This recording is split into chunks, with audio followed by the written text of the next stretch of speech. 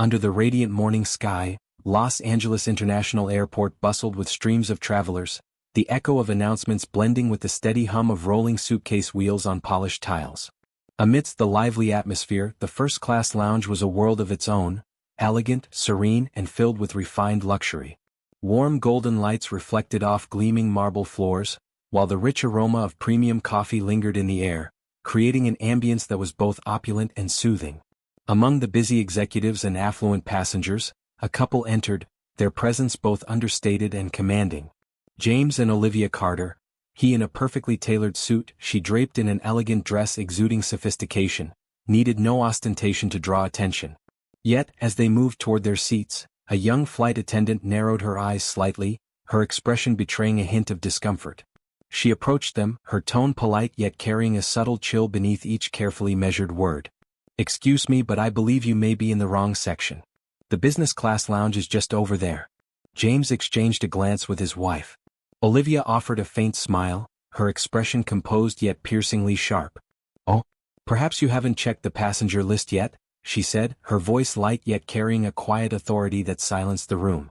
The flight attendant froze, momentarily flustered but still maintaining her distant demeanor.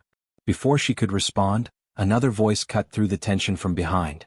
The flight manager stepped forward, his expression shifting the moment he recognized James and Olivia. "My deepest apologies, Mr. and Mrs. Carter. This is nothing more than an unfortunate misunderstanding." The entire lounge seemed to hold its breath. Whispers began to ripple through the room as those nearby realized the true identity of the couple. James Carter, one of the most renowned civil rights attorneys in the United States, celebrated for his landmark victories in cases defending those subjected to discrimination. Olivia Carter, a brilliant physician whose groundbreaking research had revolutionized advancements in modern medicine. The flight attendant stood in stunned silence, her face draining of color as the weight of her mistake settled in. Without uttering another word, James and Olivia exchanged a quiet glance before gracefully taking their seats, leaving behind an air thick with embarrassment, and an unspoken lesson that lingered long after. In just 3 brief minutes, an invisible bias had been exposed, a profound lesson had been imparted. And above all, those who witnessed that moment would never forget what it felt like to see justice and dignity speak volumes, through silence. Beneath the soft glow of the first-class lounge, Ethan Carter walked with an effortless confidence, his movements smooth and unforced. Beside him, his wife, Sophia, draped in an elegant silk blouse paired with tailored trousers, exuded a poised grace that turned more than a few heads. No matter how flawless their appearance, both of them understood a simple truth. Even in spaces like this, their presence could still be met with invisible glances of quiet prejudice. As they approached the reception desk, a young attendant looked up. She greeted them with a polite smile, but something flickered in her gaze, fleeting yet unmistakable. A brief hesitation so subtle it might have gone unnoticed. "Good morning," she said, her voice catching ever so slightly. "May I see your boarding passes, please?" Without a word, Ethan handed over their tickets, his expression calm and unreadable. As the attendant's eyes scanned the words first class, a flicker of something crossed her face. Curiosity? Doubt. Whatever it was, it vanished as quickly as it had appeared. She swiftly regained her professional composure, returning the tickets with a beaming smile. "Thank you, Mr. and Mrs. Carter. Enjoy your time in the lounge." Sophia tilted her head slightly, casting a sidelong glance at her husband as they made their way to a quiet corner. "Did you notice?" she murmured. Ethan let out a faint smirk, subtle, knowing. "Of course. It's not the first time, and it certainly won't be the last." They settled into their seats, outwardly at ease, yet their eyes held the sharpness of those who never stopped observing. Because this trip wasn't just a luxurious getaway. It was part of a meticulously planned mission.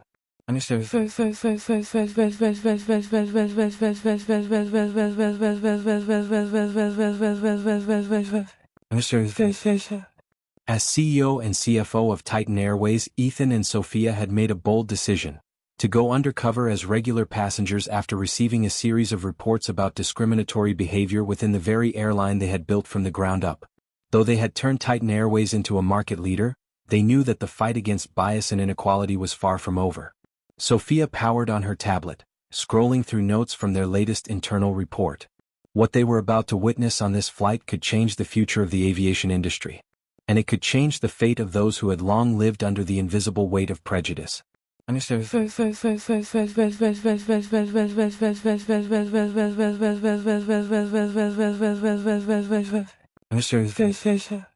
During a recent boardroom meeting, Sophia had posed a question that left the room silent. Numbers don't lie, she had said, her voice low but unwavering. Customer satisfaction scores in first class are noticeably lower for minority passengers. We need to find out why. Ethan leaned back in his chair, his gaze sweeping across the opulent first-class lounge. And we will find out, he said, his voice steady and composed. Not as executives but as customers. Let's see just how deep this goes.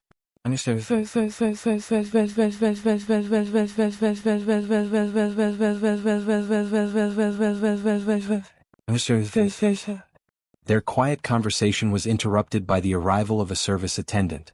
Unlike the receptionist earlier, this man exuded warmth and professionalism. Mr. and Mrs. Carter, may I offer you something to drink? Coffee? Perhaps a mimosa? Sophia smiled. Coffee, thank you. Ethan nodded. Make that too. The attendant swiftly disappeared, leaving them once again in silence. Sophia took a small sip of her coffee, her sharp gaze subtly scanning the room. Most passengers were lost in their own worlds, scrolling through their phones, tapping away on laptops, or flipping through newspapers. But a few pairs of eyes lingered on them just a bit too long. Not with hostility but with curiosity, the kind of curiosity that often carried an unspoken question. Do they really belong here? Ethan caught Sophia's glance, his expression unreadable. Let them wonder, he murmured.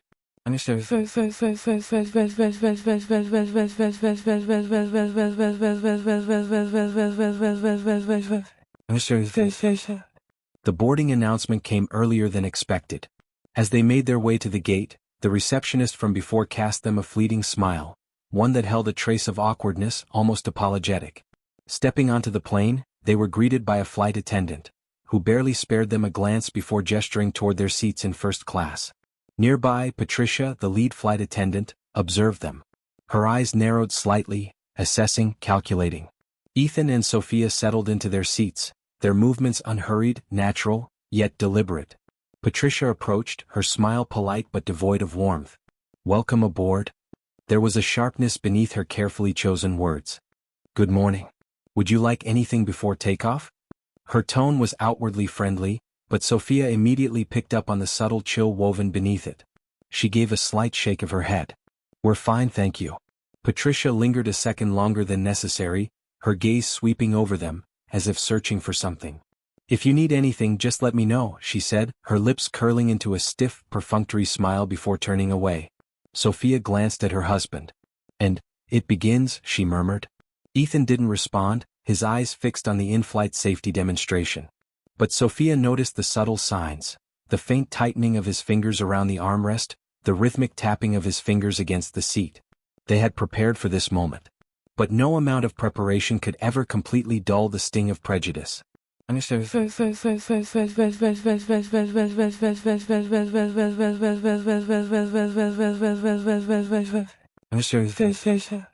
As the plane lifted off the runway, Patricia's voice came over the intercom, announcing the start of in-flight services. Ethan and Sophia exchanged a look. No words were needed. They both knew, they were ready for whatever came next. They had faced far greater challenges before. But every encounter with discrimination, whether subtle or overt, was a reminder that their work was far from over. And Patricia, whether she realized it or not, was about to play a pivotal role in transforming not just the culture of this airline, but something much bigger.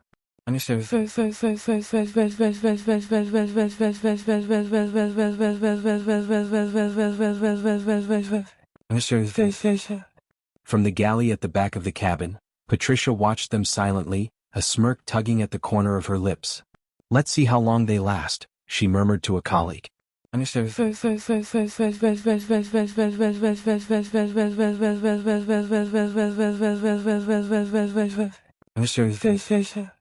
The first-class cabin of Titan Airways Flight 417 was the epitome of luxury, polished wood paneling reflecting the soft glow of ambient lighting, plush leather seats with generous legroom, and the smooth melodies of jazz weaving through the air. For most passengers, this was simply a journey of comfort and exclusivity. But for Ethan and Sophia it was a test. A chance to uncover the hidden truth beneath all the grandeur. Ethan and Sophia Carter sat still in their first-class seats, stepping once again into a familiar arena, a space where invisible judgments always lingered. Patricia, the lead flight attendant, moved swiftly down the aisle, her posture sharp and efficient. Her demeanor was polished, professional. Yet, there was something beneath the surface, a tension, subtle but undeniable, woven into her every movement. Her uniform was immaculately pressed. Her blonde hair was pinned into a flawless updo. Her smile, perfectly rehearsed, carefully controlled.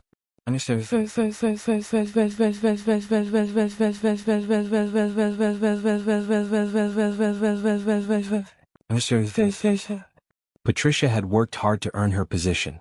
She had overcome personal struggles, battled through professional hurdles, and carved out a place for herself in a demanding industry. But deep down, she carried biases she had never truly confronted, never questioned.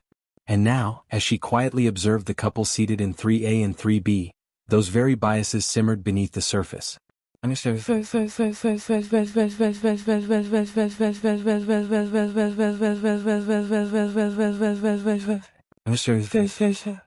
They don't exactly look like first-class passengers, do they? Patricia whispered to a fellow crew member as they prepared for meal service. Emily, a younger flight attendant, frowned slightly. "They're passengers just like anyone else," she replied, her tone cautious. Patricia shrugged, a flicker of disdain in her eyes. "Maybe. But I've seen plenty of people try to sneak into first class. You can tell who belongs here, and who doesn't."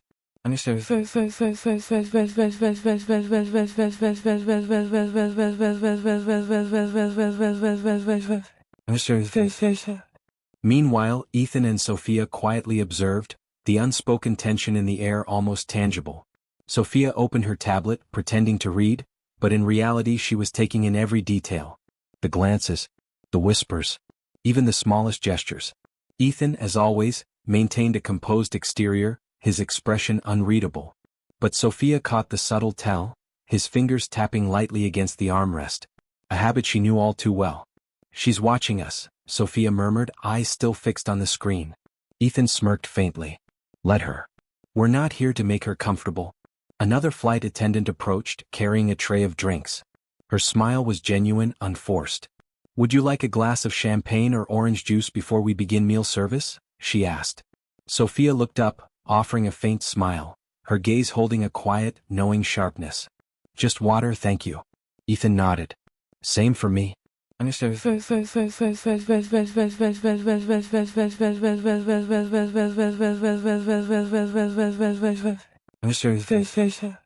As the attendant walked away, Patricia passed by, her gaze lingering for just a moment on the untouched glasses of water.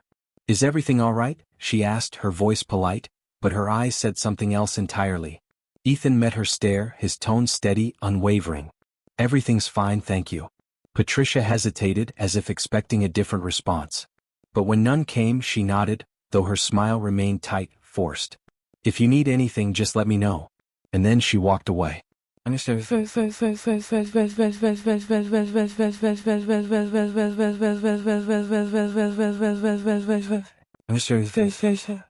Sophia turned to her husband, her voice low. "She's trying to figure us out." "No need to figure us out," Ethan replied, his lips curling slightly, not in amusement but in quiet certainty. "She's already made up her mind." In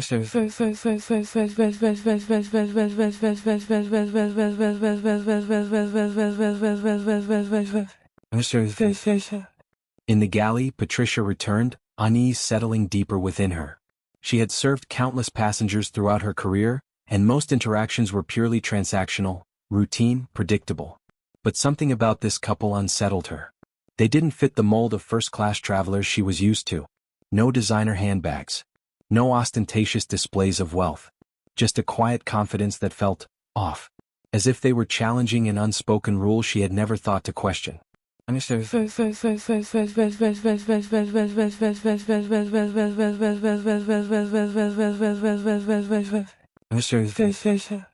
"Something wrong?" Emily's voice was gentle, but there was a trace of curiosity, maybe even concern, in her tone as she studied Patricia's expression. "Nothing," Patricia answered, too quickly. Then after a beat she sighed. "It's just, people like them don't usually fly first class." Emily's frown deepened. "People like them?" Patricia shrugged, her voice turning defensive. That's not what I meant. I just mean, it's rare, that's all. Emily didn't respond, but the disapproval in her eyes was clear. Without another word, she turned back to her duties, leaving Patricia alone with her conflicted thoughts.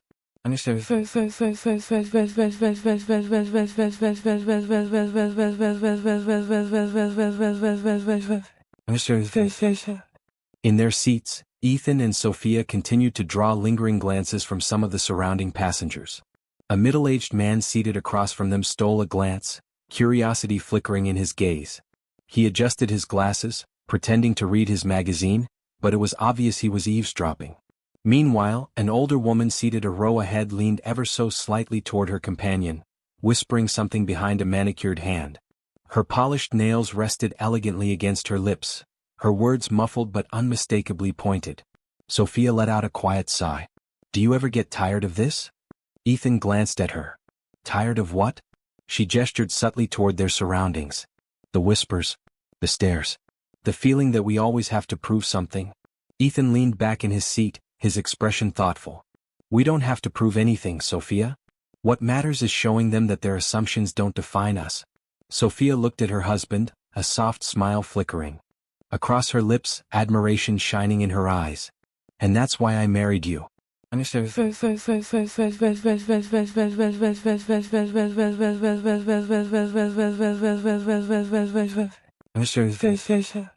Meal service began. Patricia approached them personally, her smile overly polished. A little too professional, as if she were making a point. Mr. and Mrs. Carter? Her voice was smooth, calculated. Today we have 3 entree options. Grilled salmon, roasted chicken, or vegetarian pasta. What would you like? Salmon for me, Sophia said calmly. I'll have the chicken, Ethan added. Patricia noted their selections, her smile still tight, just a little too forced. Wonderful. I'll bring that out shortly. As she walked away, Sophia leaned slightly toward her husband. Did you see her expression? Ethan smirked faintly. Of course. But let her play her part. She'll reveal herself soon enough.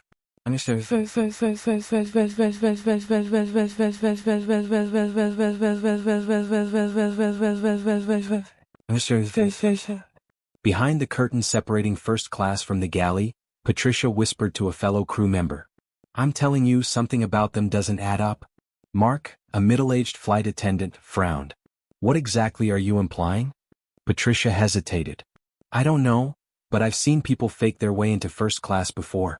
She lowered her voice further, as if the thought itself made her uneasy. Maybe they swapped tickets with someone? Mark shook his head, exhaling sharply. You're overthinking this. Just do your job, Patricia. Patricia tightened her grip on the pen in her hand but didn't respond. The unease inside her refused to settle. She was convinced she was right. And she was going to prove it.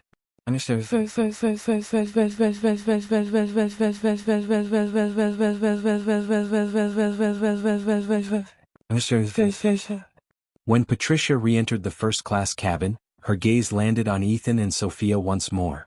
This time her professional mask faltered, just slightly, revealing the storm brewing beneath.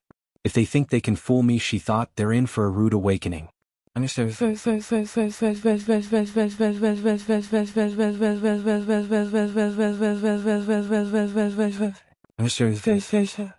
A wave of invisible tension seemed to settle over the cabin as Patricia strode toward Ethan and Sophia's seats. No words had been spoken, yet something in the air shifted. Conversations hushed. Passengers subtly turned their heads, sensing something was about to unfold.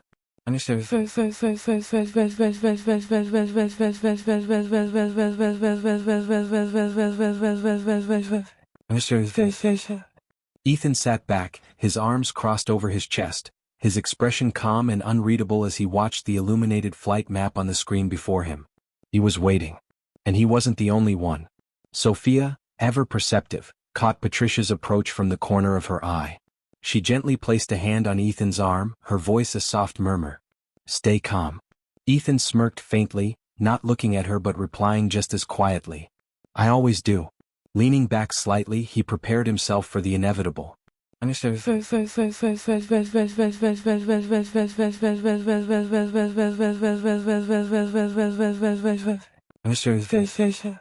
Excuse me, Patricia's voice rang out, sharp enough to turn a few nearby heads. She stood right beside them, clipboard in hand, her gaze narrowed, scrutinizing. There seems to be some confusion.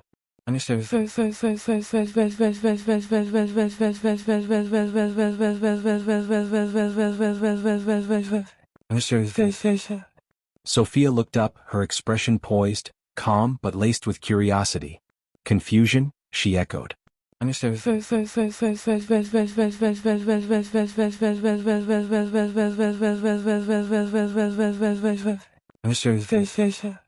Yes, Patricia nodded, her voice dipping slightly but still laced with certainty. I've double-checked the passenger manifest. Patricia tightened her grip on the clipboard, her eyes filled with skepticism. I just checked the passenger manifest and I don't see your names listed for these seats. Are you sure you're in the right section? The question hung in the air like a challenge, and the atmosphere in the first-class cabin shifted, tensing, thickening.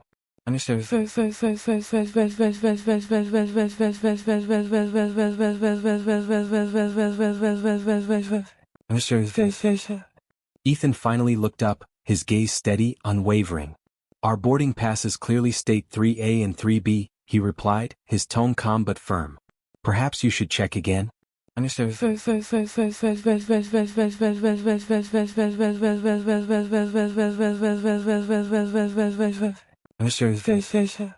Patricia's lips thinned as she flicked her eyes downward, flipping through the pages on her clipboard with a performance of professionalism. There may have been a mix-up at the gate, she said, forcing a polite tone, but the doubt in her voice was unmistakable. It happens sometimes.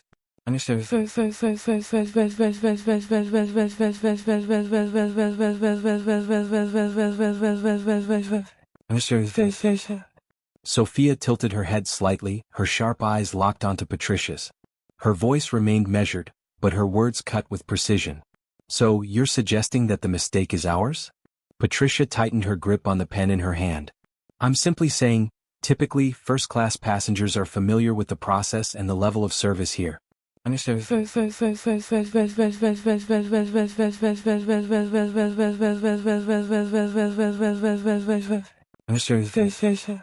Around them, the energy in the cabin shifted. What had started as curiosity was now tinged with discomfort. A man seated across the aisle cleared his throat but said nothing. The older woman in the row ahead tightened her grip on the armrest, her gaze flicking back, watching, assessing.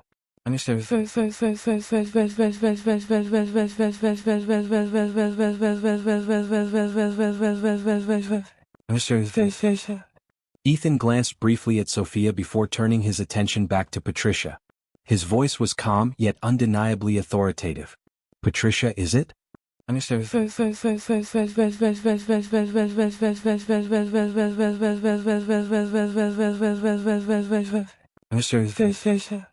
That's correct, Patricia answered, her forced smile now beginning to strain.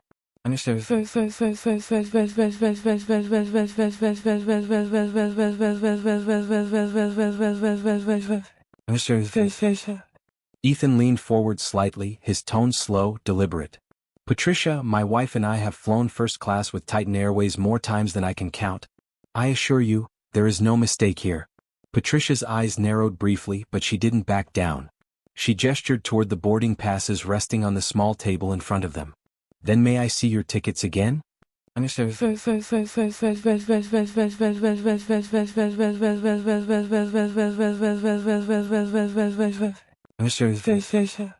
Ethan moved deliberately, leaning forward at an unhurried pace. Without a word, he picked up both boarding passes and handed them over. Patricia took them, scanning every detail as if searching for a sign of fraud. For several long seconds the cabin was silent. Then her face darkened. She slowly set the tickets back down, her voice clipped tight. These tickets appear to be valid?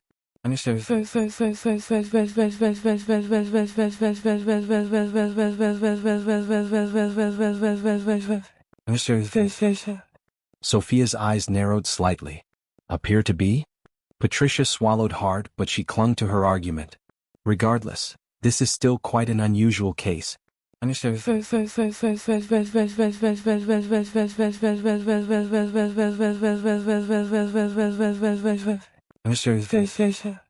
Unusual in what sense?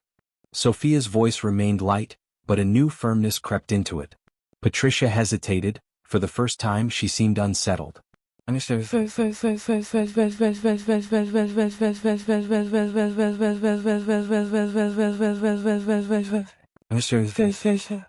I'm just saying, it's not common to see passengers who don't fit the usual profile.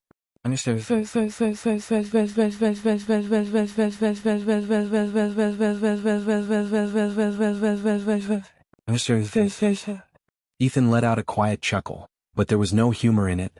The usual profile? His voice carried through the silent first-class cabin, hanging in the air like a challenge. Patricia, would you care to explain exactly what you mean by the usual profile? Ethan's question hung in the air, heavy and unanswerable. Patricia opened her mouth as if to respond, but then closed it again. Her eyes flickered with hesitation, wavering under the quiet but undeniable weight of Ethan's gaze.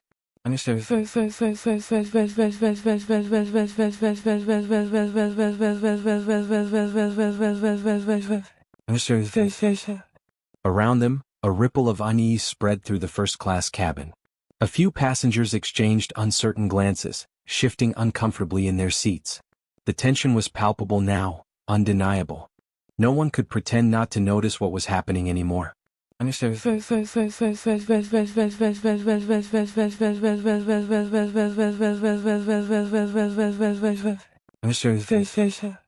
At that moment Emily, the younger flight attendant, stepped forward. Her expression was tense, her posture careful. She gently placed a hand on Patricia's arm, her voice laced with both concern and a quiet, measured warning. Is everything all right here? Is there a problem? Is everything all right?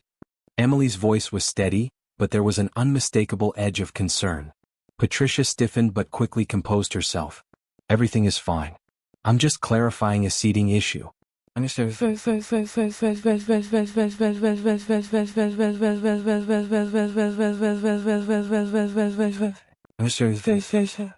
Emily turned to Ethan and Sophia, her expression apologetic, almost embarrassed.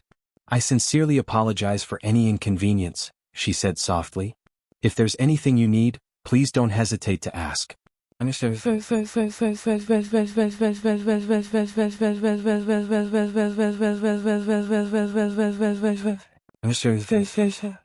Ethan nodded, his voice calm but deliberate. Thank you, Emily. We're fine.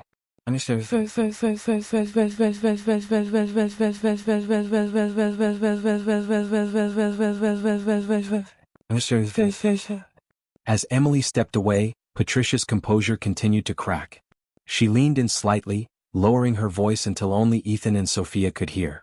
I don't know how you managed to get here, but this won't last. Her words were quiet, but laced with a sharpness that cut through the cabin's hushed air. People notice when something doesn't belong. Sophia's fingers tightened subtly around the armrest, but she remained silent. Her eyes, however, never left Patricia, calm yet razor-sharp.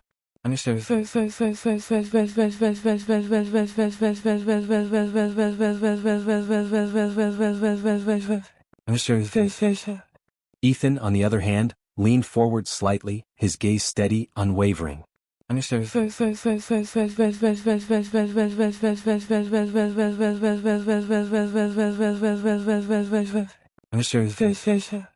Patricia. His voice was low, but carried a weight that was impossible to ignore. I suggest you think very carefully about what you're implying.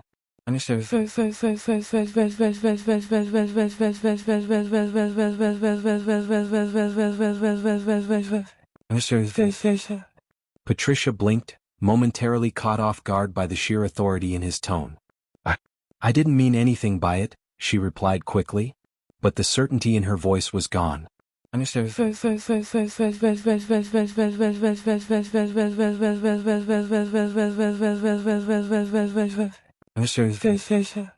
Ethan tilted his head slightly, his expression softening, but only just. His voice, however, remained firm. Then perhaps it's best you stop this conversation now before it goes any further.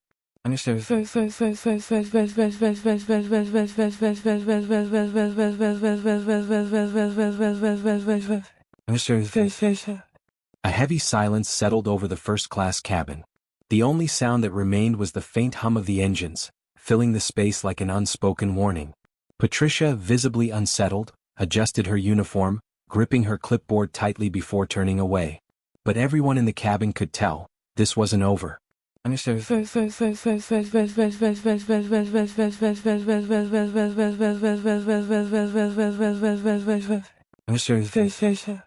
Her lips pressed into a thin line, shoulders squared as she pivoted. "I'll be back to check on you later," she said stiffly before walking away.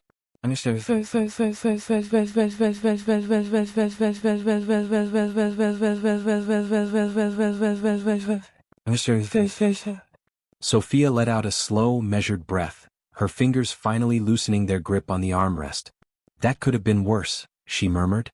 Ethan's expression remained composed, but his voice was firm, resolute. "It's not over yet." He leaned back slightly, his gaze steady. "But it will be soon."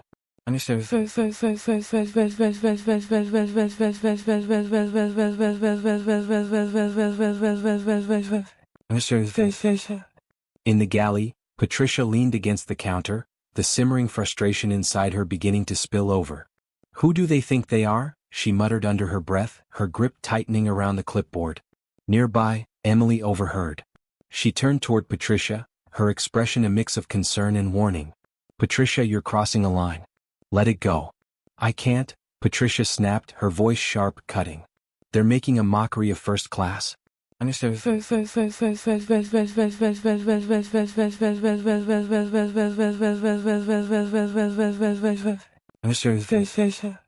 Emily shook her head, exhaling deeply. "Maybe it's time you ask yourself why you think that?" Her words landed like a quiet challenge, forcing Patricia into a silence that felt heavier than any argument. Her jaw tightened, muscles stiff with defiance. She wasn't ready to let go. Not yet.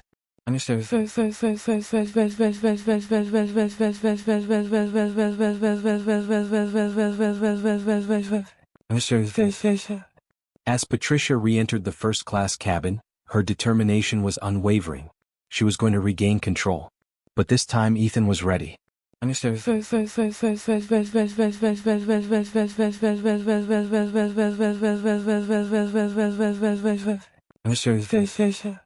As she approached, clipboard in hand, Ethan slowly stood. His movements were deliberate, measured. He reached into his pocket, pulling out something small, his grip steady. When he spoke, his voice was calm, but carried a weight that silenced the entire cabin.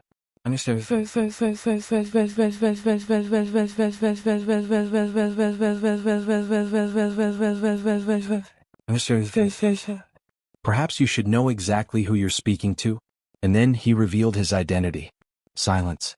A heavy, deafening stillness swept across the first-class cabin.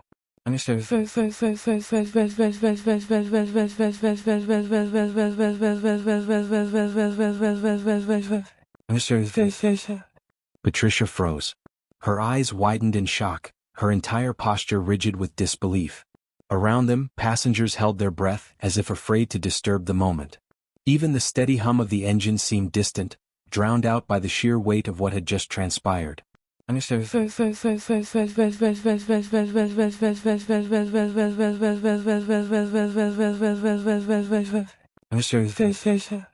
The tension was palpable. Passengers shifted uncomfortably, some pretending to focus on their books or screens, others stealing glances toward seats 3A and 3B. Whispers flickered through the cabin like sparks, hushed but unmistakable.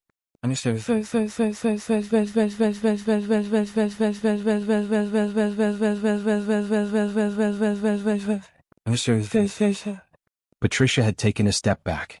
But she hadn't truly retreated. Near the galley, clipboard still clutched in her grip, she continued to watch, anger and defiance flickering behind her eyes.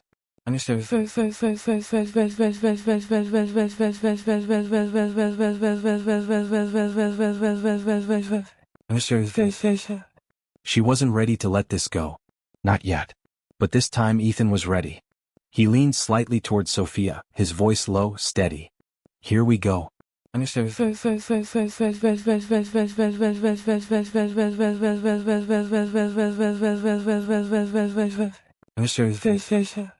Sophia gave a small, knowing nod. Her outward demeanor remained calm, composed, a stark contrast to the storm she knew was about to unfold.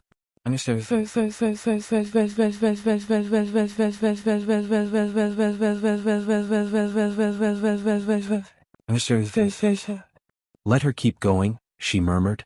The harder she tries, the deeper she digs herself in.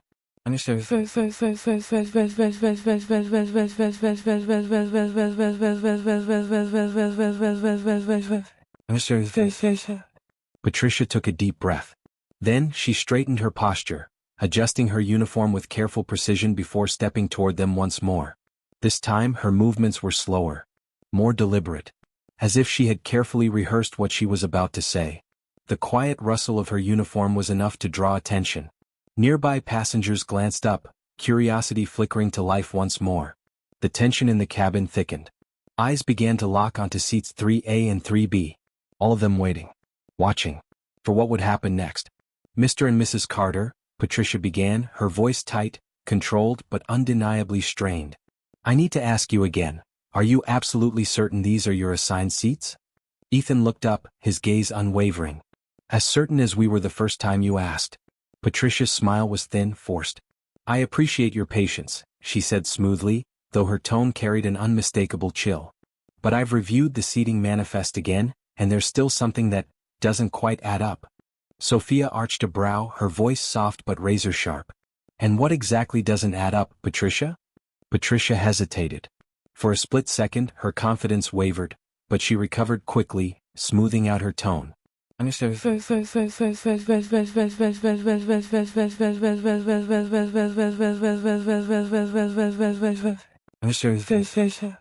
It's just that, typically, she began carefully, choosing each word with calculated precision. Passengers without an elite membership status are rarely assigned these seats.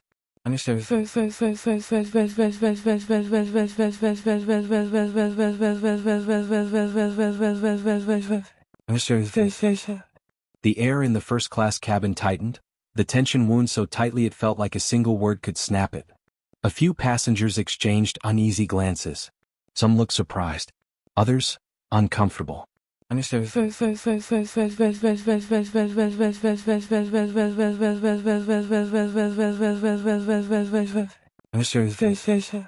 Sophia tilted her head slightly, her voice still gentle, but now razor-sharp, cutting through the moment like a blade. Rarely assigned, she repeated, her words deliberate. Or not supposed to be here at all?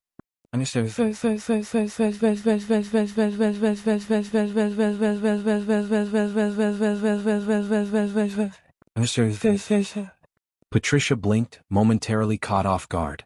That's not what I meant, she replied quickly, too quickly, the words almost rushed. Ethan, his voice calm but commanding, finally spoke. What you mean, Patricia, he said, his words cutting through the thick silence, is that you've already decided we don't belong here. Haven't you?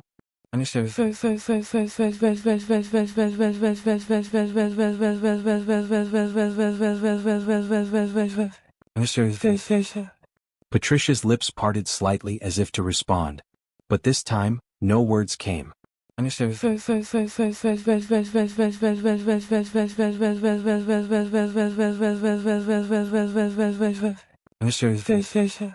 The silence stretched on, heavy and charged. It was as if the entire first-class cabin was holding its breath.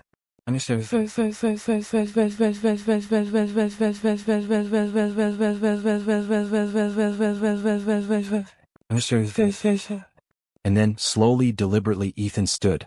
At his full height, he towered over Patricia, not in a way that was threatening but in a way that was undeniably powerful. His presence alone commanded attention.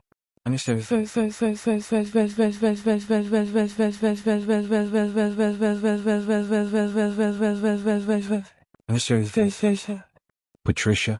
His voice was steady, measured.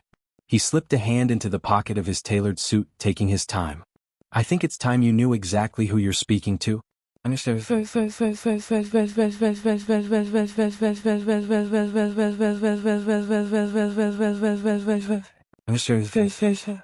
And then he pulled out a sleek jet-black card.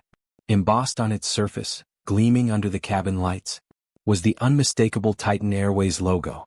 And beneath it, in bold, shimmering letters, Platinum Executive. Patricia froze, her eyes locked onto the sleek, black card in Ethan's hand. The carefully constructed mask of professionalism shattered.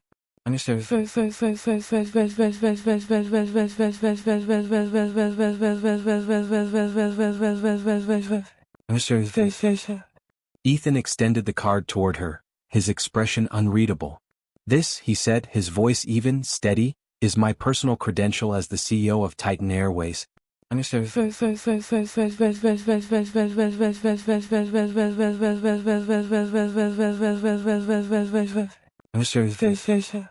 Then, without breaking eye contact, he turned slightly toward Sophia, gesturing subtly. "And this," he continued, "is Sophia Carter, our Chief Financial Officer."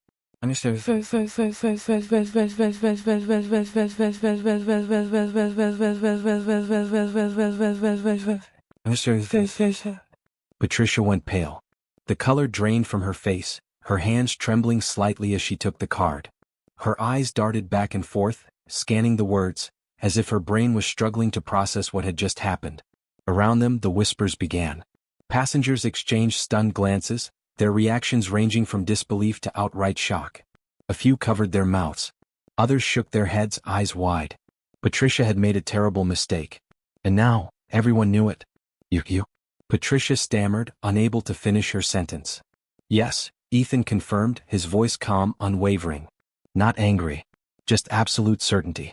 We are the people responsible for ensuring that Titan Airways upholds its core values: dignity, respect, and fairness."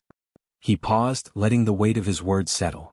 His eyes never left Patricia's face, which was now ashen, drained of all color. "Values," Ethan continued, "that you failed to uphold today." A movement at the front of the cabin caught the attention of the passengers. The cockpit door opened, and from it the captain stepped out. He had been watching everything. The captain approached, his presence commanding, his expression both stern and professional. He addressed Ethan and Sophia directly. "Mr. Carter. Mrs. Carter." His voice was measured but firm. "On behalf of the entire crew, I extend my deepest apologies for this unacceptable behavior." Ethan gave a small nod, but his gaze remained locked on Patricia. "Thank you, Captain," he said, his voice steady, unwavering. "But this isn't just about us. This is about what this moment represents." The captain turned slowly toward Patricia. His voice was firm, measured, not harsh, but leaving no room for evasion. "Patricia," he said, "is there anything you'd like to say?" Patricia's mouth opened slightly, but no words came. The weight of the moment pressed down on her, suffocating. The captain held her gaze, his expression unyielding. And then, without hesitation, he delivered his verdict. "You are relieved of duty, effective immediately. For the remainder of this flight, gather your belongings and return to the galley." Patricia's eyes widened in shock. "But, Captain, I—" "No arguments," he cut her off, his tone sharp and final. "Your actions have consequences." A hushed murmur rippled through the cabin as the reality of the situation sank in. Patricia had lost. And now, she had no choice but to face the consequences.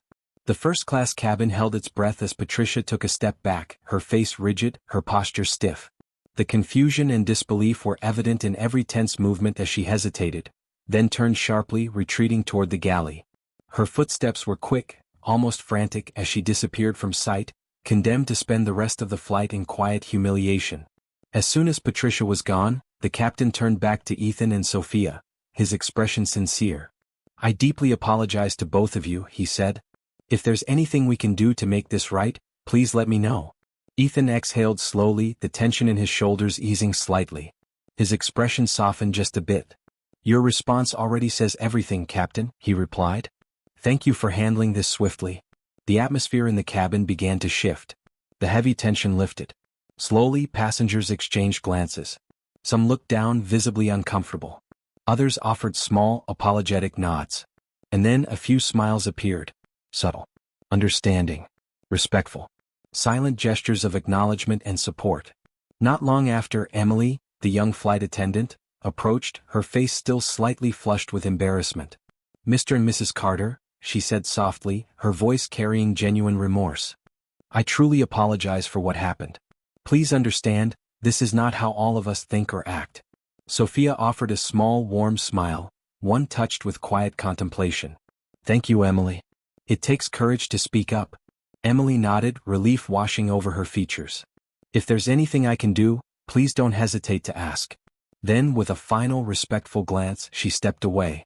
Ethan and Sophia remained seated in silence for a long while, letting the weight of what had just happened settle. Finally, it was Sophia who spoke first. "Do you think she learned anything from this?" Ethan was quiet for a moment, then replied, his voice thoughtful. "I hope so. But whether she changes or not, this was a moment we needed." His gaze swept across the cabin. "Not just for her, but for everyone who witnessed it." Sophia nodded slowly. "It was never just about one person, was it?" Ethan's lips curved into a faint smile, but his eyes burned with quiet determination. "No," he said. "This is about changing the system, one step at a time. One step at a time." In the galley, Patricia sat alone, gripping the edge of the counter, her mind spinning with everything that had just unfolded. She replayed the confrontation over and over again, every word Ethan had spoken cutting deeper, slicing through the carefully constructed beliefs she had held onto for years. For the first time, Patricia wasn't just questioning her actions. She was questioning the very beliefs that had shaped her. Back in first class, the atmosphere had not yet fully returned to normal. Passengers continued to whisper amongst themselves, exchanging glances filled with shock, curiosity, and, in some cases, shame. Some pretended to focus on their books or screens. Others stole quiet, lingering glances toward seats 3A and 3B. A few, however, simply sat in silence, reflecting on what they had just witnessed. Because moments like this leave a mark. And this was one they would not forget. The truth that Ethan and Sophia Carter were not just random passengers, but the very CEO and CFO of Titan Airways, had completely shifted the dynamic. Ethan leaned back in his seat, his expression still composed, but there was a thoughtful gleam in his eyes. Sophia glanced at him, her voice soft, just enough to rise above the steady hum of the engines. "Do you think they learned anything from this?" Ethan's gaze swept across the cabin, taking in the quiet conversations, the lingering stares, the subtle shifts in posture. "Some might," he replied. "But for others, one moment like this won't be enough. Change doesn't happen overnight." In the galley, Patricia remained frozen in place. Her back pressed against the counter, her hands clenched so tightly her knuckles had turned white. Her mind raced, her body tensed, because for the first time, she wasn't sure what to believe anymore. Everything that had just happened played on repeat in Patricia's mind. Ethan's words. That powerful, undeniable black card. Their titles. The unshaken authority with which they had faced her. It wasn't just a shock. It was a direct blow to everything she had believed to be true. Then a quiet voice broke through the storm in her head. "Are you okay?" Patricia didn't look up. She inhaled, but her breath shuddered. When she finally spoke, her voice was smaller than she had ever heard it. I don't know." She paused. Her throat tightened as if something heavy was lodged there. "I thought I was just doing my job." Her voice was almost a whisper now. "I didn't think." She stopped. She couldn't finish the sentence. Emily watched her, her gaze filled with understanding, but her words were firm. "That's the problem, Patricia," she said, unwavering. "You didn't think. You assumed." Patricia's eyes widened. For the first time since this flight began, she had no defense, no justification, nothing to say. Her gaze met Emily's, and for the first time, she didn't see anger. She didn't see blame. She saw disappointment. And somehow, that was worse. "You can do better than this," Emily said. Her voice was soft, but firm. Then, without another word, she turned and walked away, returning to her duties. Patricia remained frozen in place. She couldn't move. Emily's words weighed heavily on her, pressing down on her chest. Because they weren't just about today. They were about everything. Not just about her actions, but about the beliefs that had shaped her for so long. Meanwhile, the captain approached Ethan and Sophia's seats. His posture remained professional, but his eyes carried something unspoken. Regret. Responsibility. A silent acknowledgement that this moment should never have happened. "Mr. and Mrs. Carter," he began, his voice steady but sincere. "I want to assure you that we are handling this situation." His gaze remained fixed on them, unwavering. "Patricia's behavior does not reflect the core values of Titan Airways." Ethan gave a small nod, his voice calm but carrying the weight of a leader. "I appreciate that, Captain. But addressing one person's actions isn't enough. The issue isn't just about an individual, it's about an entire culture that has been allowed to persist for too long." The captain hesitated for a brief moment, then nodded, his expression shifting as he fully grasped what Ethan was saying. "I understand, sir. If there's anything else I can do to make this right, please let me know." Sophia offered a small but knowing smile. You acted quickly and that's worth recognizing. This is a good start. As the captain stepped away, a man seated across the aisle leaned slightly toward Ethan. He was middle-aged, his expression kind but uncertain. Excuse me, he said softly, his voice carrying a quiet sincerity. I just wanted to thank you both, for the way you handled this. Ethan turned to him, one brow lifting slightly. Thank you for saying that. The man glanced down at his hands as if weighing his next words carefully. I've been flying for years. His voice was lower now, almost hesitant. And I've seen things like this before. Things that weren't right. But I never spoke up. The man lifted his gaze, his eyes clouded with regret. Seeing you both stand your ground like that, it makes me think that I should have done more.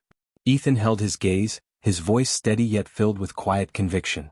It's never too late to start. The man nodded slowly, his expression pensive as if making a silent promise to himself. Maybe next time I'll do things differently. His words were barely above a murmur, more to himself than anyone else. Throughout the cabin, quiet conversations had begun to stir. Passengers exchanged hushed words, some filled with admiration for how Ethan and Sophia had handled the situation, while others whispered in thinly veiled discomfort. Did you see the way they humiliated her? A woman muttered to her seatmate, her voice laced with disapproval. That was unnecessary. The man beside her frowned. Too much? She brought it on herself. His voice was firm, unwavering. They didn't humiliate her. They just spoke the truth. The woman crossed her arms, unconvinced. But don't you think that truth was a little too convenient? Her tone was edged with skepticism. When you have power, it's easy to play the victim. The man shook his head, his voice sharper now. Power didn't put them in those seats. They earned them. His gaze locked onto hers. Maybe it's time we stop judging people based on what we assume about them. The woman fell silent. Her expression wavered, as if she were reconsidering something she had always believed. In the galley, Patricia remained motionless, her fingers still gripping the edge of the counter. She had barely moved. Her mind was a storm. Then the door to the crew rest area opened. The captain stepped inside. He folded his arms, his voice firm yet controlled. Patricia, we need to talk. Patricia immediately straightened. Her professional instincts kicked in, despite the chaos still swirling in her head. Yes, Captain. The captain took a slow breath. His voice was low but heavy. What happened out there was unacceptable, Patricia. His words hung in the air. You crossed a line, more than once. He paused, watching her carefully. But what I need to know is, do you truly understand why? Patricia hesitated. Her mind raced, searching for a way to justify herself. I thought I was just protecting the standards of first class, she finally said. But even she could hear the lack of conviction in her own voice. The captain's eyes narrowed. His voice dropped lower, sharper. Protecting it from what? From whom? Patricia looked away. She couldn't meet his eyes. Her voice dipped into a whisper. I didn't think they belonged there. The silence stretched. It was long, heavy, unforgiving. Then the captain spoke. His tone was measured, but unyielding. And that, Patricia, that is the problem. Your bias didn't just insult two of the most important leaders of this airline. His words carried weight but not anger. It undermined the very values we claim to stand for as a company. Patricia's eyes flickered with confusion, maybe even a sting of emotion. But she blinked quickly, forcing it back. I didn't mean to, she whispered. The captain cut in, his voice firm but not unkind. Intent doesn't matter. What matters is impact. And the impact of your actions today didn't just hurt them. His gaze held hers. It affected everyone who witnessed it. Patricia nodded slowly. Her confidence fractured, piece by piece. So what happens now? Her voice was quieter this time. The captain exhaled. You're relieved of duty for the remainder of this flight. When we land, there will be a formal review. His expression didn't waver. You'll have to decide. Will this moment be the end of your career? Or the start of something better? The captain said nothing more. He turned and walked away, leaving Patricia alone with her thoughts. In the first-class cabin, Ethan and Sophia exchanged a quiet glance. The weight of the moment still lingered in the air. Sophia was the first to speak. Her voice was gentle, but steady. Do you think she'll change? Ethan leaned back in his seat, his gaze pensive. She has a choice to make, he said. Whether or not she learns from this, that's up to her. His fingers tapped lightly against the armrest. But the fact that she's starting to question herself, His eyes met Sophia's. That's the first step. Sophia nodded, her hand resting gently on Ethan's arm. Then maybe, this wasn't just about us. Ethan's smile was small, but knowing. It never was. As the plane neared its descent, Patricia remained alone in the galley, replaying everything in her mind. For the first time she was forced to confront the biases she had carried for so long. The question was no longer where did I go wrong? It had shifted to something far more difficult. Do I have the courage to change? Meanwhile in first class the atmosphere had begun to shift. The initial tension had faded, replaced by something different. A new understanding. A subtle but undeniable shift in the awareness of those who had witnessed it all. The atmosphere in first class had shifted. Conversations no longer carried the same hesitation and hushed tones as before. Instead, there was a new undercurrent, a quiet sense of reflection. Some passengers sat in thoughtful silence, subtly recognizing the gaps in their own perspectives. There was a certain awkwardness but also a quiet acknowledgement, a moment of self-awareness. Sophia leaned toward Ethan, her voice just above a whisper. Do you feel it? Ethan gave a small nod. The ripple effect, he said. His gaze flickered over the cabin, observing the shifts in expression, the way some passengers avoided eye contact while others sat deep in thought. Moments like this always leave a mark. His voice was calm but certain. Whether people want to admit it or not. In the galley, Patricia sat on a small folding chair, her hands clasped so tightly that her knuckles had turned white. Her clipboard lay abandoned on the counter, a symbol of how the day had spiraled completely out of her control. The captain's words still echoed in her mind, each sentence carving deeper into the defenses she had built over the years. The door swung open, and the soft click of shoes against the floor signaled Emily's arrival. She hesitated for a moment before speaking. Patricia? Patricia looked up, her eyes red but dry. I messed everything up, didn't I? Her voice was barely above a whisper. Emily leaned against the counter, arms crossed, not in judgment but in quiet honesty. You did mess up, she admitted, but the fact that you're even asking that question, that means something. She tilted her head slightly. A lot of people wouldn't even get this far. Patricia forced a weak smile. I don't know how to fix this. Emily exhaled softly, her voice gentle but firm. You start by listening. Listen to yourself, listen to others. And stop assuming you already know everything about the people around you. Patricia slowly nodded, the weight of her mistakes settling heavily on her shoulders. But for the first time she didn't just feel regret, she felt a flicker of determination. For the first time she wanted to do better. In the first-class cabin, the passengers were still processing everything that had unfolded. Near the front of the cabin, an elderly woman leaned toward her travel companion, her voice quiet but firm. I've seen things like this before. She shook her head slightly, her gaze distant as if recalling a different time. Back then no one said anything, she murmured. But now we have a chance to make things right. The young man beside the elderly woman, a laptop balanced on his lap, nodded thoughtfully. It can make people uncomfortable, he said. But maybe that's a good thing. People need to feel uncomfortable before they can change. Across the aisle, a middle-aged couple exchanged quiet reflections. We always teach our kids about respect, the husband said, but moments like this remind us that we still have so much to learn ourselves. In their seats, Ethan and Sophia remained composed, but their minds were anything but still. Sophia glanced at the screen displaying their flight's progress, then turned to Ethan. What do you think will happen when we land? Ethan considered the question for a moment. There will be consequences, he said, his voice low and firm. Not just for Patricia but for the company as a whole. This wasn't just an isolated incident. It reflects a deeper issue. And now, everyone knows we're aware of it. Sophia nodded slowly. Do you think they'll try to cover this up? Ethan shook his head, his tone resolute. They can't. And we won't let them.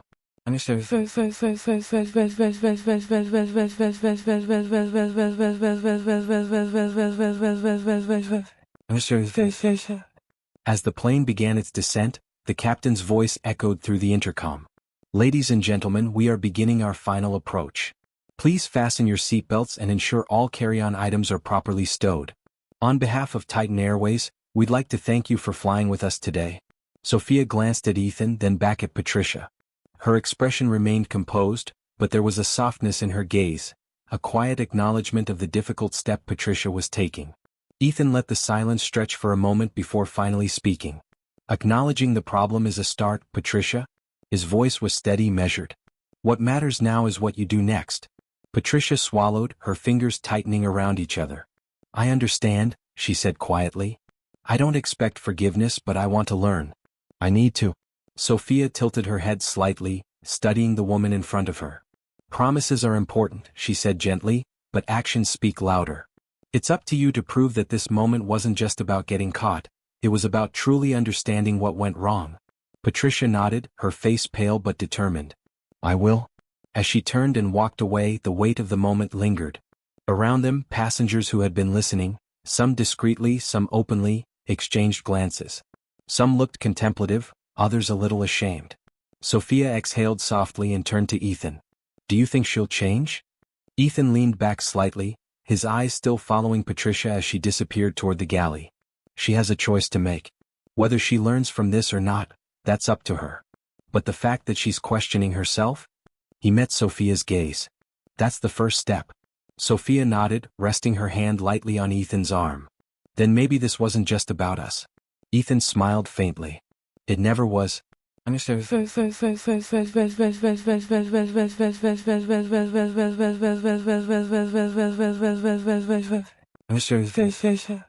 As the plane touched down and taxied toward the gate, the energy in the first-class cabin had shifted. Some passengers still stole glances at Ethan and Sophia, their expressions varying from admiration to quiet reflection. A few, emboldened by what they had witnessed, offered nods of acknowledgement or murmured quiet words of support as they passed. Thank you for what you did, one woman said softly. It gave me a lot to think about. Another passenger, the man who had spoken to Ethan earlier, paused briefly. You didn't just stand up for yourselves, he said. You stood up for all of us. Ethan inclined his head slightly. We all have a part to play, he replied.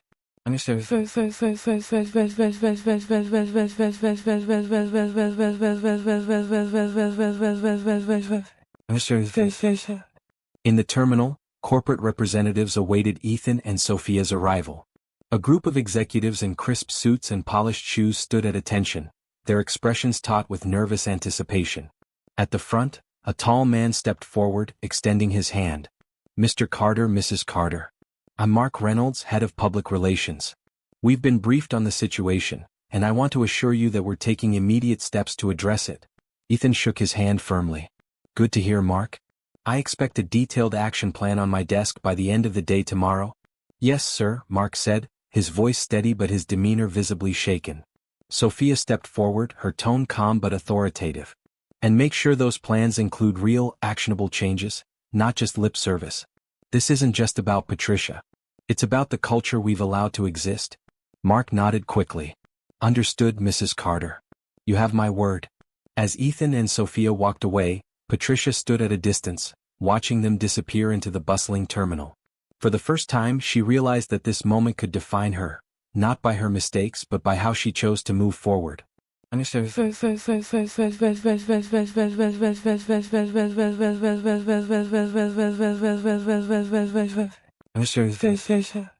At Titan Airways headquarters, the fallout had already begun. The gleaming glass skyscraper in downtown Los Angeles, a symbol of corporate ambition and innovation, now buzzed with urgent conversations and hushed discussions. Word of the incident on Flight 417 had spread rapidly, igniting a sense of reckoning within the company.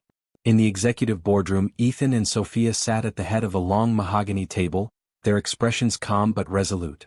Around them, department heads and senior managers shuffled uneasily, avoiding direct eye contact.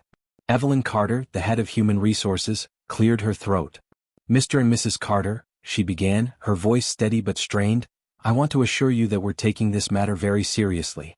We've already suspended Patricia pending a full review, and we've scheduled a company-wide meeting to address our diversity and inclusion policies. Sophia leaned forward, her gaze sharp. This isn't just about Patricia, she said firmly. Her actions are a symptom of a larger problem, a culture we've allowed to fester under our leadership. That's what needs to change. Ethan nodded. Patricia's behavior reflects on all of us. If we want Titan Airways to be a leader in this industry, we need to take a hard look at the values we claim to uphold, and the actions or inactions that contradict them. As the discussion continued, the tension in the room began to shift. Department heads who had initially been defensive or hesitant now began to nod in agreement. Evelyn, who had been taking furious notes, raised a hand. With your permission, she said, I'd like to propose a comprehensive review of our training programs, hiring practices, and customer service protocols. It's clear we need to address not just individual incidents, but the underlying biases that lead to them. Agreed, Sophia said. But it can't stop there. We also need a system for accountability, one that ensures real consequences for discriminatory behavior, regardless of a person's position. And we'll need to involve outside consultants, Ethan added. It's not enough to rely on internal voices. We need perspectives that challenge us. Evelyn nodded. I'll start reaching out to experts in corporate diversity training immediately.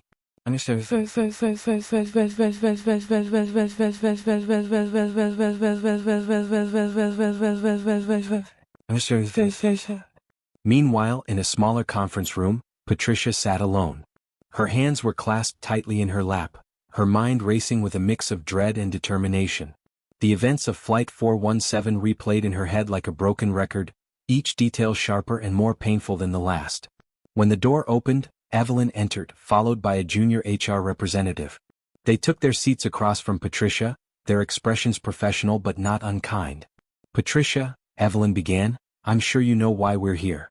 The events of Flight 417 have raised serious concerns about your conduct and how it aligns with our company's values. Patricia nodded, her voice barely above a whisper. I understand.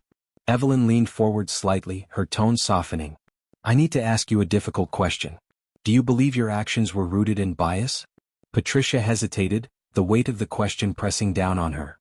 Finally she spoke, her voice trembling. Yes. I didn't realize it at the time, but I let my assumptions cloud my judgment. I see that now. Evelyn studied her for a moment before nodding. Acknowledging that is the first step. The next is deciding how you'll move forward. Patricia swallowed hard. I want to do better. Evelyn nodded again, this time with a small, approving smile. Then let's talk about how. As the meeting continued, Patricia felt the weight on her shoulders begin to shift, not disappear but transform into something else. For the first time she was ready to listen. As the plane touched down, a quiet shift had settled over the first-class cabin. The slight jolt of the landing gear meeting the tarmac sent a ripple through the aircraft, a subtle reminder that this particular journey was coming to an end. But for some, this was just the beginning. As the plane taxied to the gate, passengers began gathering their belongings, stretching after the long flight. But unlike the usual rush to disembark, there was a different energy in the air, one of reflection, of contemplation. Many passengers stole glances at Ethan and Sophia, their gazes wavering between admiration and quiet self-examination. Some looked away quickly as if embarrassed by their own earlier assumptions. Others offered small nods of acknowledgement, a silent understanding passing between them. Ethan noticed it all but said nothing. Instead, he simply reached for Sophia's hand, squeezing it briefly. Sophia glanced at him and smiled softly. Subtle, isn't it? Ethan nodded. Change doesn't happen all at once. But moments like these, he paused, scanning the cabin, they leave an imprint.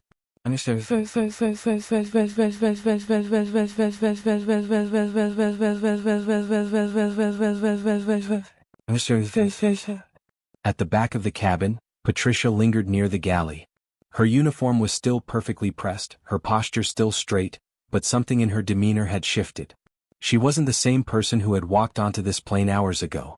She watched as passengers moved past, some avoiding her gaze, others looking at her with something akin to quiet curiosity. She wasn't sure which was worse. The door to the cockpit opened and the captain stepped out, his expression professional yet composed. He approached Ethan and Sophia with an air of quiet authority. Mr. Carter, Mrs. Carter, he began, I want to personally thank you for your patience today. I also want to assure you that this matter will not be taken lightly. Ethan shook the captain's hand firmly. Your response speaks for itself. Thank you for handling it with the urgency it deserved. The captain gave a respectful nod. If there's anything else I or the airline can do to make this right, please don't hesitate to let me know. Sophia met his gaze, her voice warm but unwavering. It starts here. But the real work begins after this flight. The captain nodded once more before stepping away to attend to the final landing procedures. At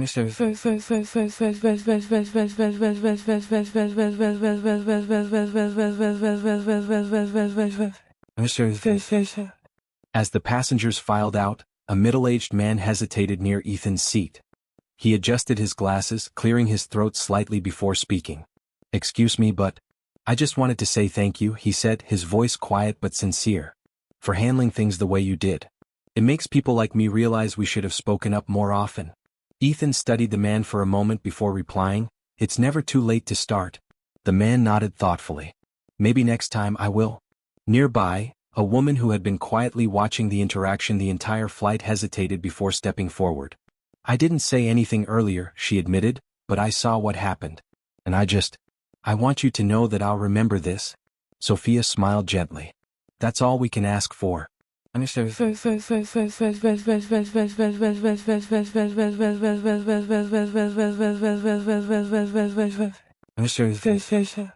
At the terminal, a team of executives was waiting. Their postures were stiff, their faces a mixture of professionalism and anxiety. As Ethan and Sophia exited the jet bridge, Mark Reynolds, the head of public relations, stepped forward, offering a firm handshake. "Mr. Carter, Mrs. Carter," he said, "we've been fully briefed on the incident. We're taking immediate steps to ensure something like this doesn't happen again." Ethan didn't hesitate. "I expect a full report on my desk by tomorrow outlining the corrective measures being taken." Mark swallowed but nodded quickly. "Of course, sir." Sophia, standing beside her husband, added with quiet authority, "And let me be clear, we're not looking for a PR cover-up. We expect real changes, not just an internal memo about commitment to inclusivity." Mark nodded again, his face slightly pale. "Understood, Mrs. Carter. We won't let this slide." As the executives moved aside to let them pass, Patricia stood at a distance, watching them. She didn't try to approach them again. Not yet. In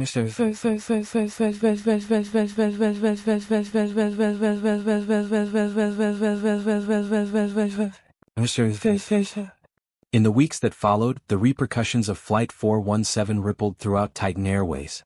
A company-wide meeting was held. Employees at every level were given the space to speak, to question, to challenge. The leadership team implemented systemic reforms, including mandatory training, accountability measures, and the establishment of an oversight committee to ensure lasting change.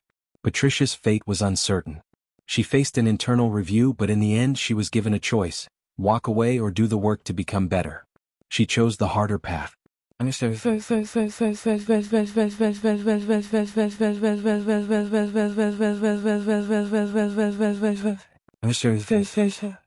One year later, the Titan Airways headquarters in downtown Los Angeles was bustling with energy. Employees gathered in a newly renovated training room, where posters lined the walls, emblazoned with the words, "Fly Fair, Titan Airways Commitment to Equity and Change." At the front of the room, Patricia stood before a group of new hires, her posture steady, her voice strong. Her name tag now read, Patricia Dawson, Diversity Trainer, Titan Airways. She took a deep breath, scanning the room filled with attentive faces. "I want to start by sharing a story," she began. "A story about a mistake I made, and the lessons I learned from it." In the audience, near the back of the room, Ethan and Sophia sat quietly, watching with knowing expressions. Sophia leaned in slightly, whispering, "Do you think she's really changed?" Ethan watched Patricia for a long moment before answering. "She had a choice," he said. "And she chose to grow." Sophia nodded slowly, a soft smile playing on her lips. "Then maybe," she murmured, "this wasn't just about one flight. Maybe it was about something much bigger." Ethan's gaze remained steady. "It always is." At the terminal, a team of Titan Airways executives stood waiting. Dressed in sharp suits, tablets in hand, they exuded professionalism, but their stiff postures and wary expressions betrayed their nerves. A tall man stepped forward, extending a hand. "Mr. Carter. Mrs. Carter. I'm Mark Reynolds, head of corporate communications. We've been fully briefed on the situation, and I want to assure you that we are taking immediate steps to address it." Ethan shook his hand firmly, his gaze steady. "Good to hear, Mark. I expect a detailed plan on my desk by tomorrow outlining the corrective measures being taken." Mark hesitated but nodded quickly. "Yes, sir. Absolutely." Sophia, standing beside her husband, crossed her arms lightly. Her voice was calm but held a quiet authority. "And let me be clear, this cannot just be about damage control. We need real, structural changes, not just a carefully worded press release." Mark's Adam's apple bobbed as he swallowed. "Understood, Mrs. Carter. You have my word." Ethan and Sophia exchanged a glance before moving past the executives, walking toward the car waiting to take them to headquarters. At a distance, standing near the gate entrance, Patricia watched them. She didn't try to approach. Not yet.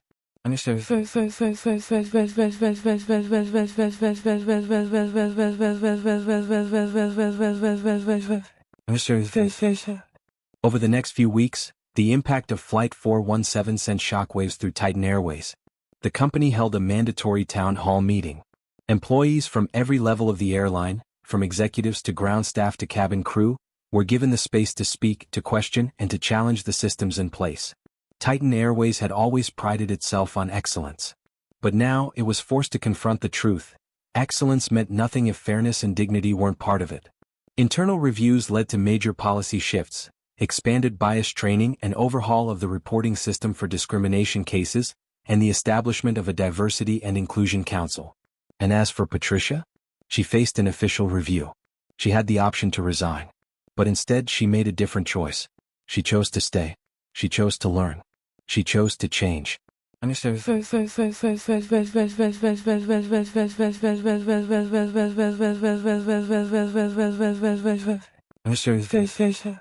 One year later, the Titan Airways headquarters in downtown Los Angeles was abuzz with energy.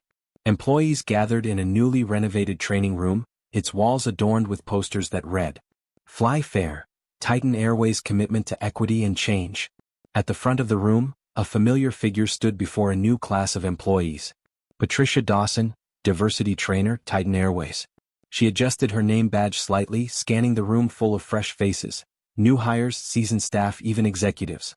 Near the back, Ethan and Sophia sat quietly watching. Patricia took a deep breath before she spoke. "I want to start by telling you a story." A hush fell over the room. "A story about a mistake I made, and the lessons I learned from it." She recounted the events of Flight 417 with raw honesty. She spoke about assumptions, about unconscious bias, about the power of a single moment to shift perspectives. "I thought I was doing my job," she admitted. "But the truth is I wasn't. I was letting my biases lead me. And that hurt people." The audience listened intently, the weight of her words settling in. Thanks to the leadership at Titan Airways, and two people who refused to let the moment pass, I was given a chance to learn and grow. She looked toward the back of the room where Ethan and Sophia sat, their expressions unreadable but approving. "And today I stand here to ensure that none of you make the same mistake I did." As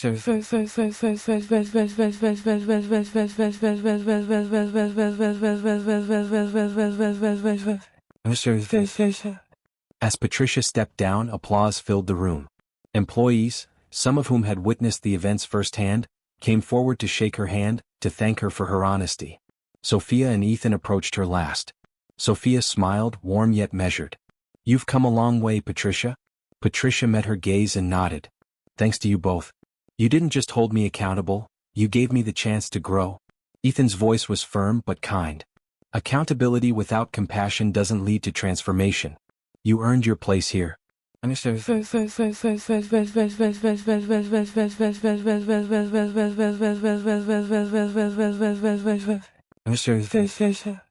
Across the training room, conversation sparked. A young mechanic described how the airline's new scholarship program had allowed his sister to attend aviation school. A flight attendant shared how the company's new bias training had made her rethink the way she interacted with passengers. Even longtime employees admitted that, at first, they had resisted the changes, but now they saw the difference. At the back of the room, Evelyn Carter, the head of human resources, approached Ethan and Sophia. "I just wanted to say thank you," she said sincerely. "What started as a difficult moment has become a turning point for this company." Sophia nodded, her expression thoughtful. "It was never just about that one flight." Ethan added, "Culture doesn't shift because of policies. It shifts because people care enough to change." Evelyn smiled. "Well, I think we're getting there."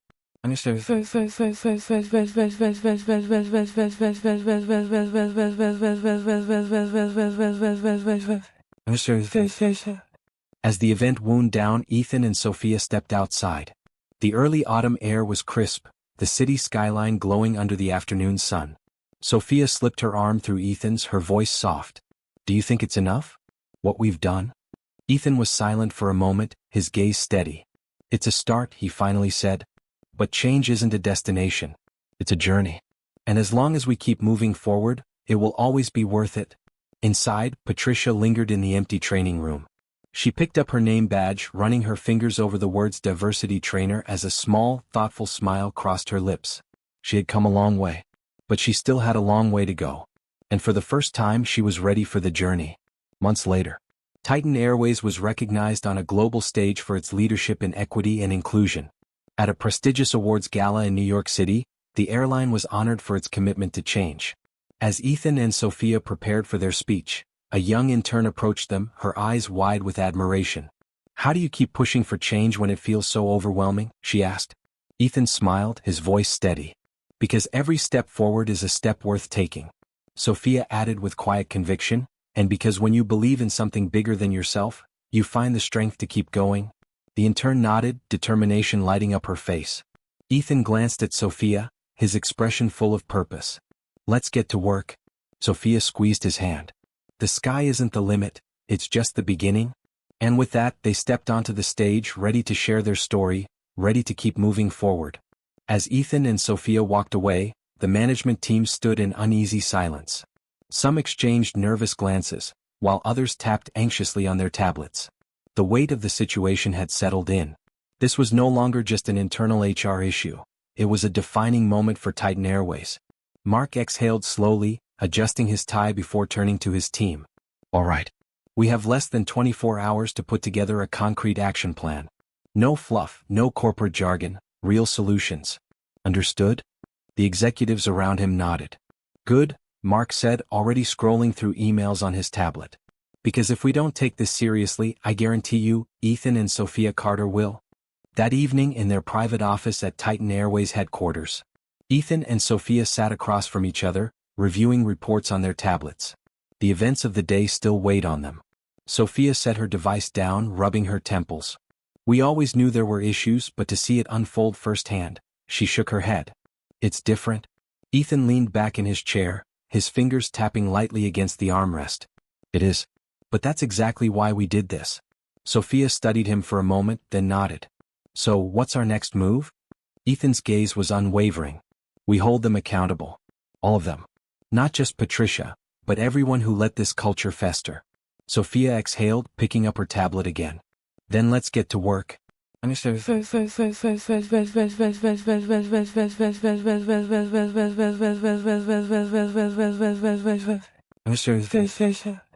next morning, an emergency leadership meeting was called at Titan Airways. The conference room was filled with department heads, senior executives, and key decision-makers. Mark Reynolds stood at the front, a large presentation screen behind him displaying the words, "Titan Airways, a new standard." Ethan and Sophia entered the room last. The murmurs quieted as they took their seats at the head of the table. Mark cleared his throat before beginning. "As you all know, the events on Flight 417 were more than just an isolated incident. They exposed deep-rooted cultural problems within our organization, problems we can no longer ignore." He clicked to the next slide, outlining 3 major areas for immediate change. Revised bias training, more intensive, scenario-based training sessions for all employees, including senior leadership. Accountability measures, a new reporting system with strict consequences for discriminatory behavior, ensuring no complaint is brushed aside. Leadership oversight, a task force led directly by Ethan and Sophia to enforce and track cultural improvements. Ethan steepled his fingers, studying the room. "This isn't a PR fix," he said firmly. "This is a fundamental shift in how we operate. If you're uncomfortable with that, now's the time to speak up." Silence. Some exchanged wary glances, but no one protested.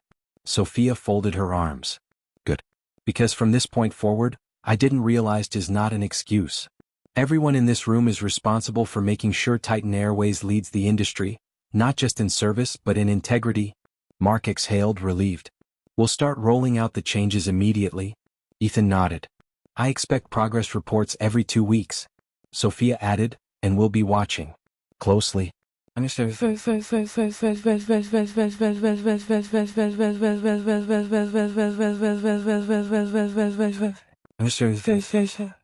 Meanwhile, Patricia sat in a small HR office, awaiting her disciplinary review.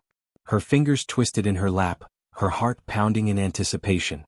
She had spent the night replaying everything, every word, every action, every moment where she could have made a different choice. The door opened and Evelyn Carter, the head of HR, entered, followed by a junior HR representative. They sat across from her, expressions professional but not unkind. Evelyn folded her hands. Patricia, I assume you know why we're here. Patricia swallowed hard. Yes. Evelyn studied her for a moment before speaking again. Before we discuss next steps, I need to ask you something difficult.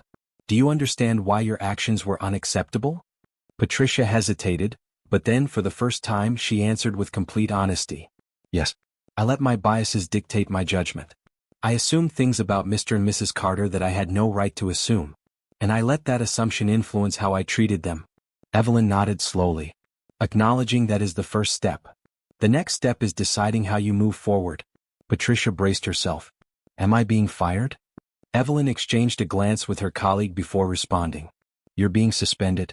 Effective immediately. Patricia exhaled shakily.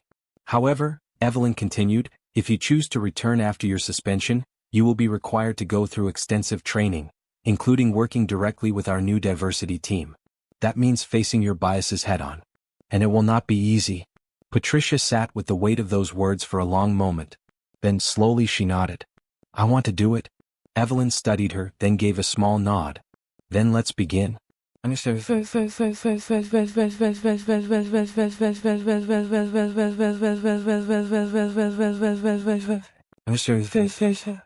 Months later. At Titan Airways headquarters, a celebration was underway. The airline had just been recognized for industry leadership in equity and inclusion, a far cry from the scandal of Flight 417. A banner hung at the front of the event space. Titan Airways, flying forward. And at the podium, delivering the opening speech, stood none other than Patricia Dawson, now a certified diversity trainer. She took a deep breath, scanning the room filled with employees, executives, and press. A year ago I made a mistake, she began. A big one. And I thought it would be the end of my career. She paused, meeting the eyes of Ethan and Sophia Carter in the crowd. But instead I was given a choice, to walk away or to change. I chose to change.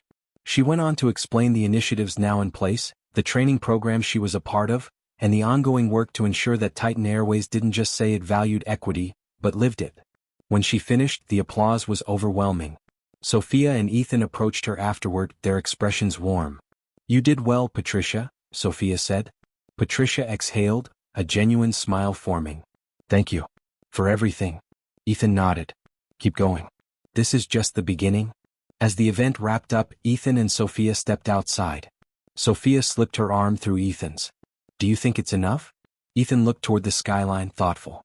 It's a start, he said. But change isn't a finish line. It's a process. And as long as we keep pushing forward, it will always be worth it. Sophia smiled. Then let's keep going. Ethan squeezed her hand. Always. And as they walked into the future, one thing was clear. This was more than just a policy change. This was a movement. Inside Titan Airways headquarters, the atmosphere was tense. The gleaming glass skyscraper in downtown Chicago stood as a testament to the company's ambition and innovation. But today, within its executive offices, urgency hung in the air. Word of the Flight 417 incident had spread through internal channels like wildfire. The leadership team knew that the coming days would define Titan Airways' future, not just in reputation but in its core values. In the executive boardroom, a long mahogany table stretched across the room, occupied by senior executives, department heads, and advisors. Ethan and Sophia Carter sat at the head, their presence commanding but calm. Mark Reynolds, the head of corporate communications, cleared his throat. Let's be clear, he began. We can't treat this as just another PR crisis. This is bigger. Sophia leaned forward, her fingers lightly tapping on the table. It's not just about what happened on that flight, she said. It's about what it revealed. Ethan's voice was measured but firm. This is systemic. The culture of exclusion, the unspoken biases, we can't ignore it anymore. The room fell into silence. Then Evelyn Carter, head of HR, spoke up. We need to move beyond damage control. We need change, real change. Mark nodded. We've started drafting a press release, but I assume you'll want something more than corporate platitudes? Sophia picked up the document on the table, skimmed it, then set it down with a sharp look. Absolutely. We're not here to protect our image. We're here to take responsibility. Ethan folded his arms. We own what happened. We outline the steps we're taking. And we invite the public to hold us accountable. A few executives exchanged nervous glances. Transparency, one murmured. That's risky. Sophia's gaze sharpened. No, it's leadership. Across the building, Patricia sat in a small conference room, awaiting her disciplinary hearing. Her hands were clasped tightly in her lap, her thoughts racing. She had spent the past few days replaying every moment of that flight, every word spoken, every action taken. The person she had been then, the certainty she once held, felt distant now. The door opened and Evelyn entered, followed by a junior HR officer. They took their seats across from her. Evelyn met Patricia's eyes. Patricia, do you understand why you're here? Patricia exhaled shakily. Yes. Evelyn nodded. Then before we discuss next steps, I have a question. Do you understand why your actions were unacceptable? Patricia hesitated, but this time she didn't try to justify herself. I do, she admitted, her voice quieter than usual. I let my assumptions take control. I treated passengers unfairly because of my biases, and I didn't even realize it at the time. Evelyn studied her for a moment before nodding. Acknowledging that is the first step. But now you have a decision to make. Patricia braced herself. Am I being fired? Evelyn glanced at her file. You're being suspended, indefinitely. If you choose to return, it will be under strict conditions, including intensive training with our new diversity program. It won't be easy. Patricia swallowed. Then after a long pause she nodded. I want to do it, she said quietly. I need to do it. Evelyn nodded again. Then we begin today. Months later at Titan Airways headquarters. A grand event was underway. Titan Airways had just been recognized for industry leadership in equity and inclusion. The transformation that had started with Flight 417 had grown into a movement. Employees, executives, and industry leaders gathered in a sleek, modern conference hall. A massive banner stretched across the stage. Titan Airways, redefining the skies. And at the podium, delivering the keynote speech, stood Patricia Dawson. Her name tag now read, Diversity Trainer, Titan Airways. She took a deep breath, scanning the audience. A year ago I made a mistake, she began. A big one. And I thought it would be the end of my career. She paused, meeting the eyes of Ethan and Sophia Carter in the crowd. But instead I was given a choice, to walk away or to change. I chose to change. She spoke about her journey, about unlearning biases, about confronting uncomfortable truths. About the new initiatives Titan Airways had implemented, mandatory bias training, accountability systems, scholarship programs for underrepresented groups in aviation. When she finished, the applause was overwhelming. After the event, Ethan and Sophia approached her. Sophia offered a small, approving smile. You did well, Patricia. Patricia exhaled, a genuine smile forming. Thank you. For everything. Ethan nodded. Keep going. This is just the beginning. As the night wound down, Ethan and Sophia stepped outside. The Chicago skyline shimmered around them. Sophia slipped her arm through Ethan's. Do you think it's enough? Ethan looked thoughtful. It's a start. He turned toward her, his expression full of quiet determination. But change isn't a destination. It's a journey. And as long as we keep moving forward, it will always be worth it. Sophia smiled, squeezing his hand. Then let's keep going. And as they walked into the future, one thing was clear. This was no longer just about one flight. This was about changing the entire industry. Corporate response at Titan Airways headquarters. News of the Flight 417 incident had spread rapidly through Titan Airways' internal channels. Across departments, tense discussions erupted, and it was clear, this was not just an isolated incident. It was a symptom of a much deeper issue. Inside the executive boardroom, Ethan and Sophia Carter sat at the head of the long mahogany conference table, their expressions calm but resolute. Around them, department heads and senior executives filled the seats, some nervously flipping through documents, others avoiding eye contact altogether. The tension in the room was thick, unspoken yet undeniable. Finally, Evelyn Carter, head of human resources, cleared her throat, breaking the suffocating silence. Mr. and Mrs. Carter, Evelyn began, her voice steady but laced with tension. I want to assure you that we are taking this matter very seriously. Patricia has been suspended pending a formal review, and we have scheduled a company-wide meeting to reassess our diversity and inclusion policies. She paused as if gauging their reaction before adding, we are committed to making changes. Sophia leaned forward slightly, her fingers pressing together in a thoughtful pose. Good, she said, her voice measured. But let's be clear, this isn't just about Patricia. It's about the environment that allowed this to happen in the first place. A murmur of agreement, or perhaps discomfort, passed through the room. Mark Reynolds, the head of corporate communications, shifted in his seat. We've drafted a statement addressing the incident, but given the nature of what happened, I assume you'll want more than just a standard corporate response? Ethan picked up the printed document in front of him, scanned it briefly, then set it down. His voice was calm but unwavering. This is not about damage control, Mark. This is about taking responsibility. Mark nodded, though a flicker of unease passed across his face. Sophia met his gaze. We don't just acknowledge what happened, we own it. We outline the steps we're taking and invite both our employees and our customers to hold us accountable. Another pause. Some of the executives exchanged glances, uncertain. Transparency, someone muttered. That's risky. Sophia's eyes sharpened. No. That's leadership. The weight of her words settled over the room, leaving no space for argument. Meanwhile, in a small conference room, Patricia sat in silence, waiting for her disciplinary hearing. Her hands clasped tightly in her lap, her heart pounding. Every moment from that flight replayed in her head. The confrontation, the humiliating realization, the way Ethan and Sophia had dismantled her certainty with nothing but truth. She had spent her career believing she was simply enforcing rules, that she was upholding standards. But now, for the first time, she wondered if those standards had been shaped by something more insidious. The door opened and Evelyn entered, followed by a junior HR officer. They took their seats across from Patricia. Evelyn's gaze was steady. Patricia, do you understand why we're here? Patricia swallowed hard. Yes. Evelyn studied her, then leaned forward slightly. Before we discuss next steps, I need to ask you something. Do you truly understand why your actions were unacceptable? Patricia hesitated. There were so many ways to answer that question. She could say she was just following procedure. She could argue that she was doing her job. But instead, she took a shaky breath and said the words she had been avoiding since that flight. I let my biases dictate how I treated those passengers. And I didn't even realize it. Evelyn didn't react immediately. Then slowly she nodded. Acknowledging that is the first step. But now you have a decision to make. Patricia tensed. Am I being fired? Evelyn glanced at her file. You are being suspended indefinitely. If you choose to return, it will be under strict conditions, including intensive diversity training and a formal reassessment of your role. Patricia exhaled, her shoulders sagging slightly. I want to do it, she said. I need to do it.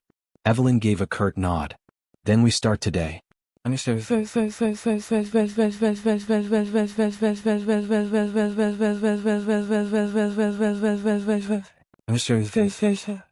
Months later, a new era at Titan Airways. The transformation at Titan Airways had gone beyond policy updates. It had become a movement. Employees, executives, and industry leaders gathered in a grand conference hall for a major event. Titan Airways had just been recognized for industry leadership in equity and inclusion. A massive banner stretched across the stage. Titan Airways, redefining the skies. And at the podium, delivering the keynote speech, stood Patricia Dawson. Her name tag now read, Diversity Trainer, Titan Airways. She took a steadying breath, scanning the audience. A year ago, I made a mistake, she began. A big one. And I thought it would be the end of my career. She paused, her gaze finding Ethan and Sophia in the crowd. But instead I was given a choice, to walk away or to change. I chose to change. She spoke candidly about her journey. About unlearning biases. About confronting uncomfortable truths. About the real work of transformation, not just for individuals but for the company as a whole. She outlined Titan Airways' new initiatives. Mandatory bias training for all employees. New systems for accountability. A scholarship program for underrepresented communities in aviation. When she finished, the applause was overwhelming. After the event, Ethan and Sophia approached her. Sophia offered a small, approving smile. You did well, Patricia. Patricia exhaled, a genuine smile forming. Thank you. For everything. Ethan nodded. Keep going. This is just the beginning. Outside, as the city skyline shimmered in the night, Sophia slipped her arm through Ethan's. Do you think it's enough? Ethan looked thoughtful. It's a start. Then he turned toward her, his expression full of quiet determination. But change isn't a destination. It's a journey. And as long as we keep moving forward, it will always be worth it. Sophia smiled, squeezing his hand. Then let's keep going. And as they walked into the future, one thing was clear. This was no longer just about one flight. This was about changing an entire industry. Titan Airways, confronting the bigger issue. Sophia leaned forward, her gaze sharp and unwavering. This isn't just about Patricia, she said decisively. Her actions are merely a symptom of a larger issue, a culture that we have allowed to persist under our own leadership. That is what needs to change. Ethan nodded, his tone firm but controlled. Patricia's behavior doesn't just reflect on her as an individual, he said. It reflects on all of us. If we truly want Titan Airways to be a leader in this industry, we need to take a hard look at the values we claim to uphold, and the actions or inactions that contradict them. The shift in the room. As the meeting continued, the energy in the boardroom began to shift. At first, some department heads had seemed defensive, hesitant to acknowledge the extent of the issue. But now, one by one, they began nodding in agreement, the weight of Ethan and Sophia's words settling in. Evelyn Carter, the head of Human Resources, was the first to break the silence. If I may, she said, flipping through a document. I'd like to propose a full review of our training programs, hiring practices, and customer service protocols. It's clear that we need to address not just individual incidents, but the underlying biases that contribute to them. Sophia nodded. Agreed. But it can't stop there. We need a system of accountability, one that ensures real consequences for discriminatory behavior, no matter a person's position. Ethan added, and we'll need outside consultants. We can't rely solely on internal voices. We need perspectives that challenge us. Mark Reynolds, the head of communications, exhaled slowly, scribbling notes on his tablet. I'll start revising our corporate response immediately. Ethan and Sophia exchanged a look. Progress was being made, but this was only the beginning. Patricia's crossroads. Meanwhile, in a quiet conference room down the hall, Patricia sat across from Evelyn and a junior HR representative. Her hands were clasped in her lap, her mind racing. Evelyn studied her carefully before speaking. Patricia, do you understand why we're here? Patricia swallowed hard, her voice barely above a whisper. Yes. Evelyn leaned forward slightly. Before we discuss next steps, I need to ask you something. Do you truly understand why your actions were unacceptable? Patricia hesitated, the weight of the question pressing down on her. For years, she had believed she was simply enforcing standards, protecting the exclusivity of first class. But now she wasn't so sure. She took a shaky breath. I let my assumptions dictate how I treated those passengers, she admitted. And I didn't even realize it until it was too late. Evelyn nodded.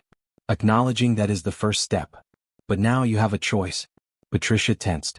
Am I being fired? Evelyn glanced at the file in front of her. You are being suspended indefinitely. If you choose to return, it will be under strict conditions, including intensive diversity training and a reassessment of your role within the company. Patricia exhaled slowly. For the first time since that flight, she felt something other than defensiveness. She felt clarity. I want to do it, she said. I need to do it. Evelyn gave a curt nod. Then we start today. Months later, a new culture at Titan Airways. The transformation at Titan Airways was no longer just an internal initiative. It had become a movement. Industry leaders, employees, and the press gathered in a grand conference hall for a milestone event. Titan Airways had just been recognized for industry leadership in equity and inclusion. A massive banner stretched across the stage. Titan Airways, redefining the skies. At the podium, delivering the keynote speech, stood Patricia Dawson. Her name tag now read, Diversity Trainer, Titan Airways. She took a steadying breath, scanning the audience. A year ago, I made a mistake, she began. A big one. And I thought it would be the end of my career. She paused, her gaze finding Ethan and Sophia in the crowd. But instead, I was given a choice, to walk away or to change. I chose to change. She spoke candidly about her journey. About unlearning biases. About confronting uncomfortable truths. About the real work of transformation, not just for individuals but for the company as a whole. She outlined Titan Airways' new initiatives.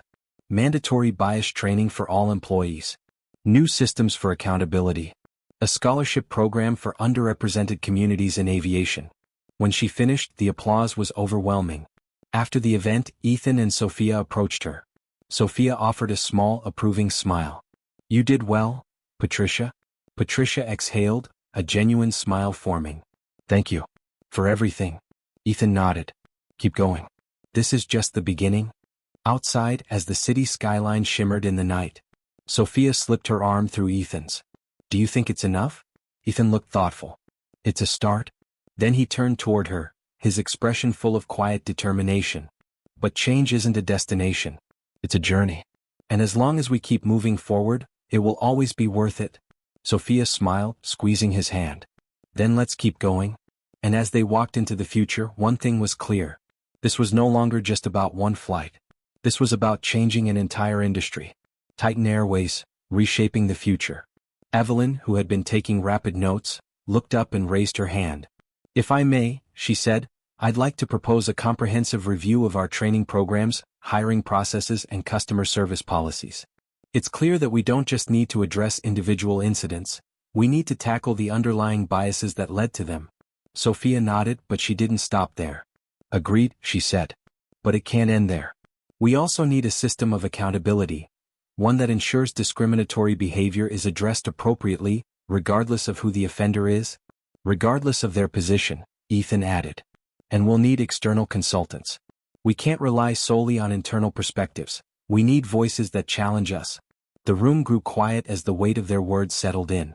For too long, Titan Airways had prided itself on being a leader in luxury air travel. But now it was clear, true leadership required more than just excellent service. It required integrity. Beyond policy, a culture shift. Evelyn tapped her pen against her notebook, her mind racing. Understood. I'll begin reaching out to corporate diversity specialists today, she said. We should also consider an anonymous employee feedback system, so that these issues don't go unnoticed in the future. Mark Reynolds, the head of communications, exhaled and nodded. I'll prepare a revised corporate statement. But I want to be clear, this won't be just another PR response. Sophia's gaze met his. It had better not be. Ethan leaned forward. We're not here for damage control, Mark. We're here to set a precedent. This is about making real, lasting change. Mark hesitated, then nodded firmly. Understood, sir. I'll have the first draft to you by tomorrow. The tension in the room slowly shifted, not to relief but to determination. For the first time, they weren't just talking about fixing a mistake. They were talking about changing the way Titan Airways operated, permanently.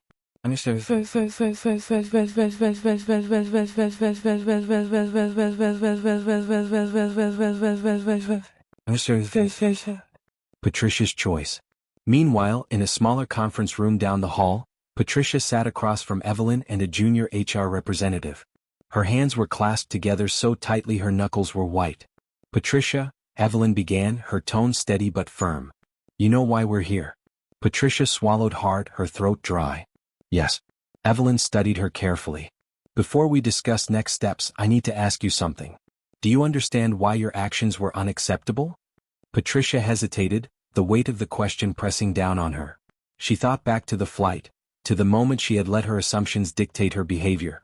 To the way Ethan and Sophia had looked at her, not with anger but with something worse, disappointment. Slowly she nodded. I do, she admitted, her voice barely above a whisper. I let my biases take control. And I didn't even realize it until it was too late.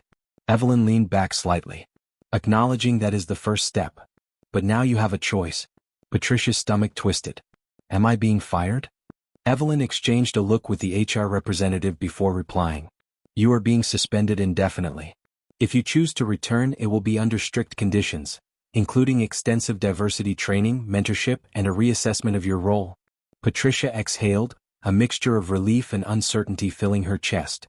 For the first time, she wasn't just feeling guilt. She was feeling a responsibility to do better. I want to do it, she said, voice stronger this time. I need to do it. Evelyn nodded, closing the file in front of her. Then let's begin.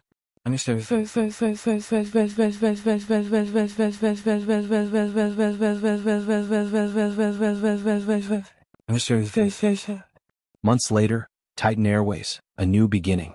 The transformation at Titan Airways was no longer just an internal process. It had become a movement. Industry leaders, employees, and the press gathered in a grand conference hall to mark a milestone event. Titan Airways had just been recognized for excellence in corporate inclusion and equity. A massive banner stretched across the stage. Titan Airways, elevating more than just flights. At the podium stood Patricia Dawson. Her name tag now read, Diversity Trainer, Titan Airways. She took a deep breath, scanning the audience. A year ago, I made a mistake, she began. A big one. And I thought it would be the end of my career. She found Ethan and Sophia in the crowd and gave a small nod of acknowledgement before continuing. But instead of being dismissed, I was given a choice, to walk away or to learn. I chose to learn. She spoke about unlearning biases, about the uncomfortable but necessary process of change, and about how real accountability isn't about punishment, it's about growth. She outlined Titan Airways' new initiatives. Mandatory bias training for all employees. A transparent employee feedback system. A scholarship program for underrepresented communities pursuing aviation careers.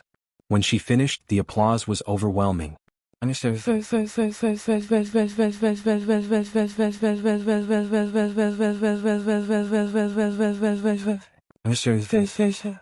A conversation that matters. After the event, Ethan and Sophia approached Patricia. Sophia offered a small, approving smile. "You did well, Patricia." Patricia exhaled, relief washing over her. "Thank you. For holding me accountable, and for giving me the opportunity to grow." Ethan nodded. "This is just the beginning. Keep going." As they stepped outside into the crisp evening air, Sophia slipped her arm through Ethan's. "Do you think it's enough?" she asked quietly. Ethan looked at her thoughtfully. "It's a start." Then he turned toward her, his expression full of quiet determination. "But change isn't a destination. It's a journey. And as long as we keep moving forward, it will always be worth it." Sophia smiled, squeezing his hand. "Then let's keep going. Because this was never just about one flight. This was about changing an entire industry, one step at a time." Patricia swallowed hard, her throat dry as she nodded. "I understand." Evelyn studied her carefully, pen poised over her notebook. "Before we move forward, I need to ask you something important. Do you recognize why your actions were problematic?" Patricia hesitated. The words felt heavy, as if admitting them would strip away the last remnants of her defenses. She thought back to Ethan's unwavering stare, Sophia's measured words, and Emily's quiet disappointment. Finally she exhaled. "Yes," she said, voice barely above a whisper. "I do." Evelyn leaned forward slightly. "Explain it to me."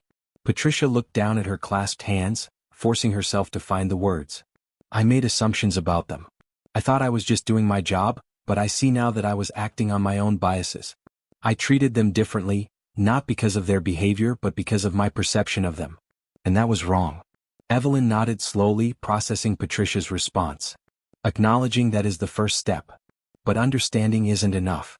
The real question is, what are you willing to do about it?" Patricia lifted her gaze, a flicker of something new in her eyes.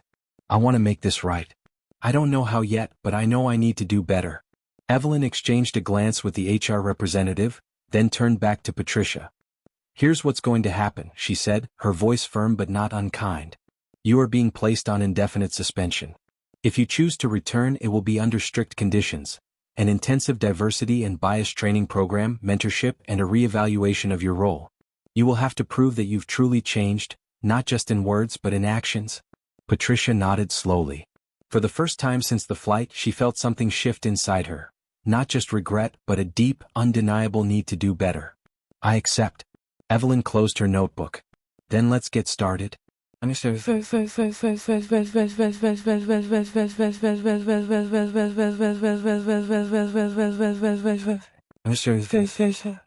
One year later, a new chapter for Titan Airways. The transformation at Titan Airways had not gone unnoticed. Industry leaders, employees, and journalists gathered in a grand hall, where a banner stretched across the stage. Titan Airways, leading with integrity. At the podium stood Patricia Dawson. Her name tag now read, Diversity Trainer, Titan Airways. She took a deep breath, scanning the audience. "A year ago I made a mistake. A big one. And I thought it would be the end of my career." She found Ethan and Sophia in the crowd and gave a small nod of acknowledgement before continuing. "But instead of being dismissed, I was given a choice, to walk away or to learn. I chose to learn." She spoke about unlearning biases, about the uncomfortable but necessary process of change, and about how real accountability isn't about punishment, it's about growth. She outlined Titan Airways' new initiatives. Mandatory bias training for all employees. A transparent employee feedback system. A scholarship program for underrepresented communities pursuing aviation careers. When she finished, the applause was overwhelming.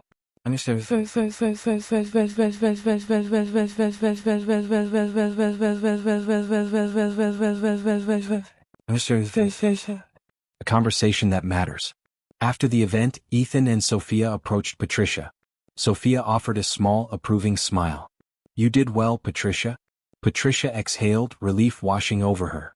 "Thank you. For holding me accountable, and for giving me the opportunity to grow." Ethan nodded. "This is just the beginning. Keep going." As they stepped outside into the crisp evening air, Sophia slipped her arm through Ethan's. "Do you think it's enough?" she asked quietly. Ethan looked at her thoughtfully. "It's a start." Then he turned toward her, his expression full of quiet determination. "But change isn't a destination. It's a journey. And as long as we keep moving forward, it will always be worth it." Sophia smiled, squeezing his hand. "Then let's keep going. Because this was never just about one flight. This was about changing an entire industry, one step at a time." Crisis management at Titan Airways headquarters. The atmosphere in the corporate communications department was tense. The conference room was filled with executives, PR specialists, and legal advisors, all scrambling to craft the right response. On the screen at the front of the room, news headlines scrolled in real time. Titan Airways faces allegations of discrimination on Flight 417. Passengers speak out, a defining moment for the airline industry? How will Titan Airways respond? Mark Reynolds, the head of corporate communications, adjusted his tie and cleared his throat. "Ladies and gentlemen," he began, "we are at a crossroads. The way we respond to this situation will define Titan Airways for years to come." He turned to Ethan and Sophia Carter, who sat at the head of the table. "Mr. and Mrs. Carter, we've prepared a standard corporate statement acknowledging the incident without admitting liability.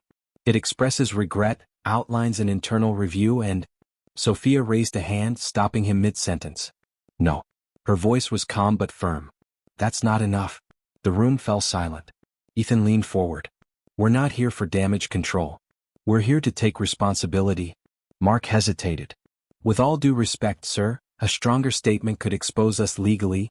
"What exposes us?" Ethan interjected, his voice steady, "is pretending that this is just about one employee's mistake. It's not. It's about a system we allow to exist under our leadership." Sophia nodded. "And if we try to minimize this, the public will see right through it. We need full transparency. We need to admit what happened, explain how we're fixing it, and invite accountability, both from our employees and from our customers." Mark sighed but nodded, taking notes. "Understood. I'll revise the statement. By tonight," Sophia added. Mark straightened. "By tonight?" "Understood."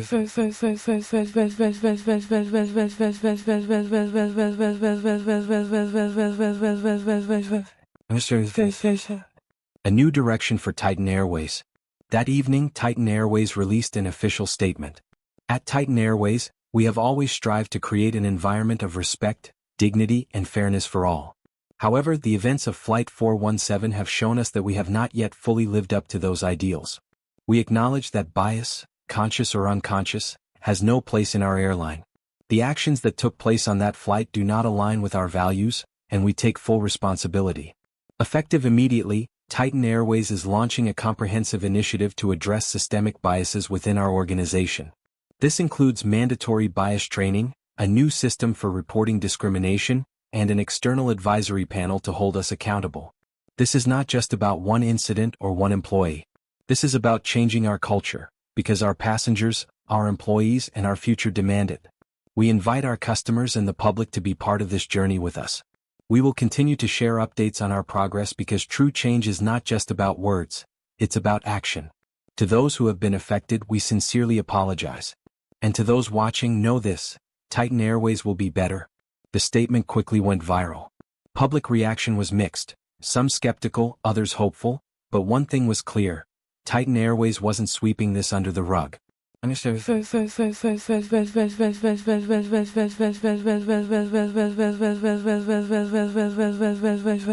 Understood.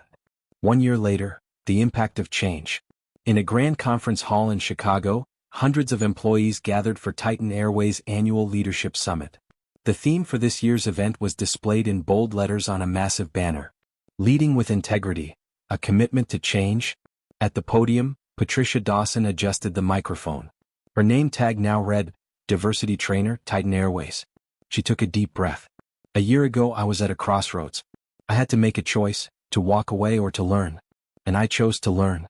She recounted the lessons she had faced, the discomfort of confronting her own biases, and the responsibility of making things right. Change isn't easy, she admitted, but it is necessary. And today Titan Airways is not just an airline. We are a community committed to fairness, dignity, and respect for all. The audience erupted into applause.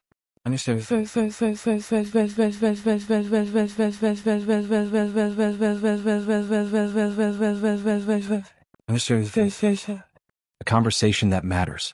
After the event, Ethan and Sophia approached Patricia. Sophia smiled. You've come a long way. Patricia exhaled, nodding. Thanks to you both. You didn't just hold me accountable, you gave me a chance to grow. Ethan nodded. Growth starts with accountability. And you've earned your place here. As the event wound down, Evelyn Carter, the head of HR, approached. I just wanted to thank you both, she said. What started as a difficult moment has become a turning point for this company. Sophia smiled. It was never just about that one flight. Ethan added, it was about creating something bigger than ourselves.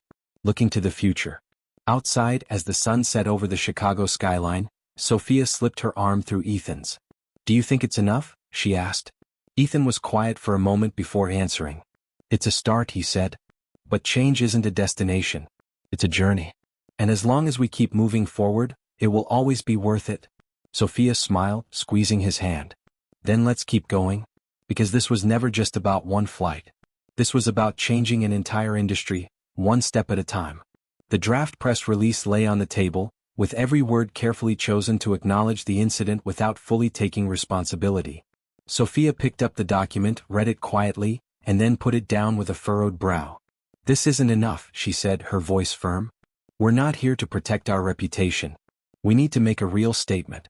Mark Reynolds, the head of the communications department, shifted uneasily in his chair, clearly uncomfortable. What do you propose? He asked. Sophia looked directly at him, unwavering. I propose transparency, she said. We openly admit what happened, explain how we're addressing it, and invite our customers to monitor the process. Otherwise, everything we say will just be empty words. Ethan nodded. This isn't just about damage control, he said. This is an opportunity for us to set an example. Mark sighed but eventually nodded. I'll revise the draft by the end of the day. Although Mark remained hesitant, he eventually agreed to Ethan and Sophia's request. All right, he said, I'll follow the direction you suggested. However, we need to be very careful. If not, it could backfire. Ethan looked at him, his gaze unchanging. We will do what's right, not just what's easy. Sophia smiled lightly, nodding. Thank you, Mark. This is an opportunity for us to not only change the company's perception but also change the way we operate.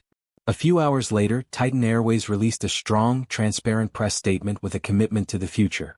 We sincerely acknowledge that the actions of an employee on Flight 417 have caused harm to many passengers and do not reflect the values we have always upheld. We are committed to doing everything within our power to resolve this issue comprehensively. Addressing the actions of this employee is the first step. Moving forward, Titan Airways will implement a series of measures aimed at creating a workplace and service environment free from discrimination and intolerant of any misconduct.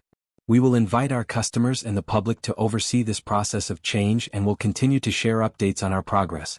The statement immediately garnered attention from the public, media, and customers. They not only admitted their mistake but also made a strong commitment to take action and bring about change, reaffirming Titan Airways' belief in its ability to lead by example in the airline industry. In a subsequent meeting, the senior management of Titan Airways nodded in agreement with the company's steps forward. The meeting laid the groundwork for beginning to rebuild an environment where fairness, diversity, and inclusion were not only proclaimed but had to be implemented every day. Ethan and Sophia knew that this was just the first step. The changes needed to be sustained and developed to create a long-term impact.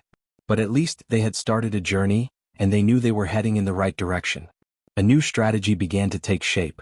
The company's leadership outlined a plan that went beyond superficial changes. In addition to implementing mandatory diversity training, Titan Airways would establish a task force to address systemic issues within the company.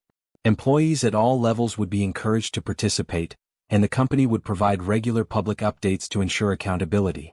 Ethan and Sophia stood together in the meeting room, watching as department heads began to leave to execute the plan. Sophia turned to her husband, her voice soft but resolute. This is just the beginning? Ethan smiled faintly. The beginning of something better. The following week, the first diversity training session began. Patricia sat in a circle with other employees, her heart pounding in her chest. She had made the decision to stay and face this process, but she had no idea what awaited her. She was here. Patricia looked around the room, trying to stay calm as the facilitator asked the first question. What biases are you bringing into this space? And how are they holding you back? This training room was worlds apart from the sleek boardrooms or the bustling terminals that Patricia was used to. It was a modest space, plain walls, simple chairs arranged in a circle, a whiteboard at the front with the words, "Diversity and Inclusion, Embracing Change." The environment was designed to strip away any sense of hierarchy, fostering open dialogue, a stark contrast to the hierarchical culture that Patricia had lived and worked in for so long. She walked into the room with hesitation, clutching her notebook to her chest. Around her, employees from various departments gradually filled the seats. Pilots, flight attendants, administrative staff, all wearing name tags that only listed their first names, no titles, no ranks. Today everyone is equal. Patricia chose a seat near the back of the room, hoping no one would notice her. Her heart raced as she observed the expressions around her, some curious, some skeptical, and a few showing clear disapproval. From across the circle, a young man caught her eye and gave a sheepish smile. Patricia tried to return a weak smile, but quickly looked away, avoiding eye contact. The session began. The facilitator stood at the front, her posture friendly yet firm. "Good morning, everyone." The name tag on her chest read, Lila. Her voice was calm but confident. "First, I want to thank you all for being here. Conversations like these aren't easy, but they are necessary." She gestured toward the whiteboard. "We will begin with a simple but very important question," Lila continued, her gaze sweeping across everyone in the room. "We will share the biases we've brought into this space and how they may affect the way we treat each other." Patricia felt a lump in her throat. She was used to avoiding questions like this, but now she had to face them and acknowledge things she had never wanted to confront. Lila went on, "None of us are free from biases, and confronting them is an essential part of the journey to learn and change. This is a safe space for all of us to share without judgment, just learning from one another." Patricia sat in silence, her hands gripping her notebook, her eyes fixed on the floor. She had always considered herself fair and impartial, but today, everything was forcing her to re-evaluate everything she had believed. Someone else in the room spoke up first, sharing a personal experience they had faced when confronted with biases in their work. Stories began to unfold, each one making Patricia feel more and more uneasy. But she knew this was an important moment for learning and growth. "We're going to talk about biases today, how they form, how they influence our actions, and how they can be changed," Lila continued. Patricia swallowed hard. She wasn't sure if she was ready, but she knew that to change, she had to start somewhere. "How can we challenge those biases?" Lila asked, looking around the room, letting the question hang in the air. "Let's begin with a simple question. What biases did you bring into this room? And how might they be holding you back?" The room fell silent. Patricia looked down, avoiding eye contact. Her mind was spinning. What biases? Too many to count. A man in his 50s, dressed in a pilot's uniform, was the first to speak. "I'll admit this," he began. "When I first heard about this training, I thought it was just a mandatory procedure. But after what happened on Flight 417, it made me realize that I had been ignoring things I shouldn't have." Several people nodded in agreement. Patricia felt a pang in her chest. The memories of Flight 417 came flooding back, clear and sharp, as if it had just happened.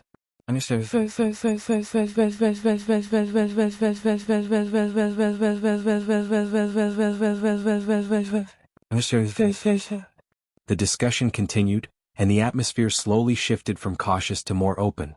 Employees began sharing personal stories, times when they had been victims of bias, or when they had unknowingly perpetuated it. Patricia listened intently. She still held the notebook close to her chest, but hadn't written a single word. Then Lila looked directly at her. "Patricia, would you like to share your thoughts?" The entire room turned to look at her. For a moment, Patricia felt like all the air had been sucked out of her lungs. She hesitated. Her first instinct was to refuse, to avoid the question. But then she remembered Ethan's words on the flight, "Acknowledging the problem is a start." Patricia took a deep breath. "I had biases about people," she began, her voice trembling but gradually gaining strength. "I allowed those biases to decide how I treated them. And on Flight 417, I hurt others because of it." The room fell silent. Every gaze was fixed on her. Patricia swallowed hard but continued, I told myself I was just doing my job. But the truth is, I wasn't doing my job properly. I let my biases control me. And I didn't even realize it, until it was too late.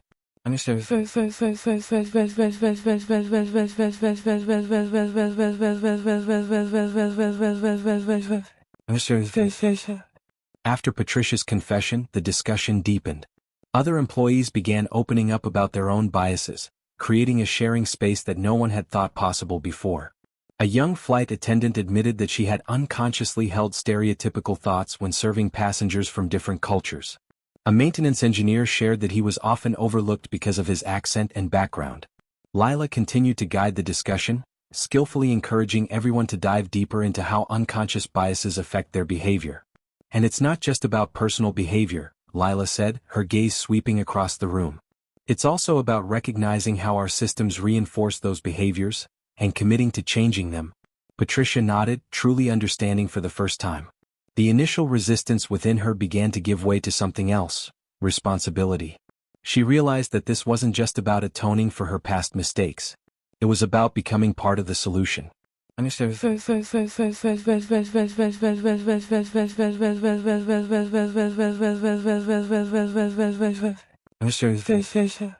At the end of the training session, Lila stepped forward and asked a question.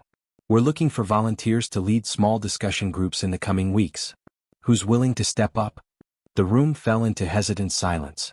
Everyone looked around, waiting for someone else to make the first move. Patricia's heart raced. She knew what she needed to do. But fear held her back. Then, almost instinctively, she raised her hand. I'll do it. Her voice was steady, though her heart was still in turmoil. Lila smiled warmly. Thank you, Patricia. Leadership starts with courage, and this is a very courageous step. As the discussion session ended, Patricia lingered for a moment, watching her colleagues chat and exchange thoughts. The young man who had smiled at her earlier approached, his gaze thoughtful. What you said today, it really means a lot, he said. It's not easy to admit when you're wrong. I truly respect that. This time, Patricia gave a genuine smile. Thank you. It's not easy, but it's necessary. At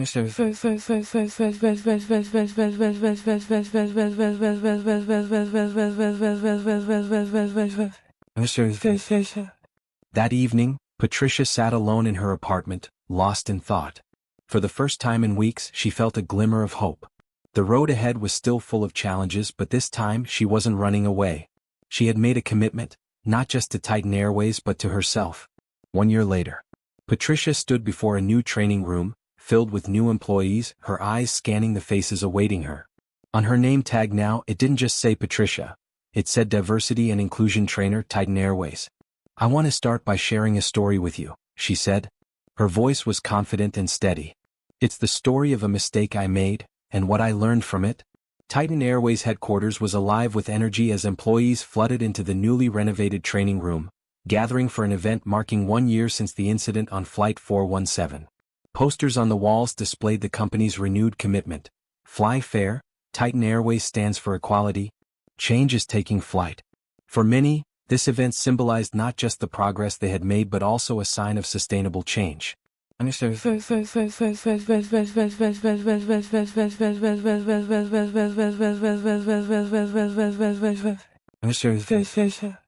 At the front of the room, Patricia took a deep breath, adjusted the microphone and observed the faces before her: new employees, long-standing team members and senior leaders. Seated near the back of the room, Ethan and Sophia Carter watched silently. They didn't speak, but their eyes held warmth and expectation. Good morning, Patricia's voice rang out with assurance, no longer tinged with hesitation or doubt. I want to begin by sharing a story. A story about a mistake I made, and the lessons I learned from it. The room went silent. Every eye was fixed on her. Patricia began to recount the events of Flight 417. She didn't hold anything back. Patricia spoke about the assumptions she had carried with her, the confrontation with Ethan and Sophia, and the profound impact the incident had left, not just in her career but also in her personal life. I thought I was protecting the integrity of first class, she admitted, her voice tinged with regret. But in reality, all I was doing that day was protecting my own biases. And that day, I hurt others because of it. The room was silent. No one spoke. They simply listened. But this time, Patricia no longer felt judged. She knew she wasn't here to atone for her past mistakes. She was here to help others avoid making the same ones. Patricia continued with her story, but now she wasn't focused on herself anymore. She turned her attention to the larger changes at Titan Airways. As Patricia spoke about the success of the FlyFair initiative, a comprehensive program that included white heavy checkmark mandatory diversity training for all employees, white heavy checkmark an anonymous feedback channel for staff to report issues without fear of retaliation, white heavy checkmark a scholarship program for underrepresented communities pursuing aviation careers. She scanned the room, her voice firm. Change is never easy. It requires effort, courage, and the willingness to face uncomfortable truths. But it's worth it. Today, Titan Airways is not just a better company. It is a better community. As she stepped down from the podium, the entire room erupted in applause. Ethan and Sophia exchanged a glance, silently understanding that they were both satisfied. They stood up, joining in the applause with everyone else. Patricia had never imagined that one day she would stand in this position. But today she was here. As the crowd slowly dispersed, Patricia was approached by employees expressing their gratitude and admiration. Finally, when Ethan and Sophia walked up, Patricia smiled genuinely. "You've come a long way," Sophia said, her voice warm. Patricia nodded, her gaze sincere. "Because of both of you. You didn't just make me take responsibility, you gave me the opportunity to grow." Ethan smiled softly but with great meaning. "Responsibility without understanding can't lead to real change. You've earned your place here, Patricia." Patricia took a deep breath, feeling lighter than ever before. The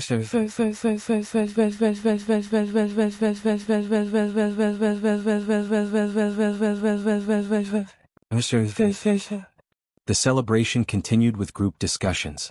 A young engineer shared how Titan Airways scholarship program had given his sister the chance to attend aviation school. A flight attendant admitted that the training sessions helped her realize unconscious biases she had previously overlooked. Even longtime employees, who initially resisted these changes, admitted that while it was difficult at first, it ultimately made them better colleagues and better people. And at that moment, Patricia realized she hadn't just changed herself. She had become part of a larger change.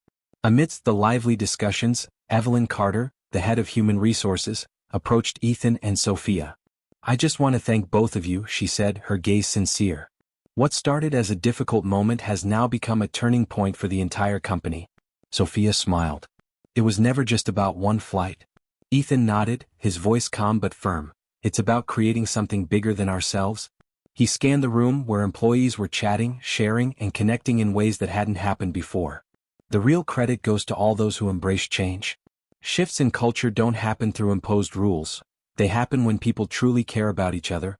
As the event gradually came to a close, Ethan and Sophia stepped outside, their eyes gazing at the city skyline. The air was fresh, with the slight chill of the first fall breeze, a time when everything begins to change. Sophia gently slipped her hand through her husband's arm, her voice soft. "Do you think this is enough?"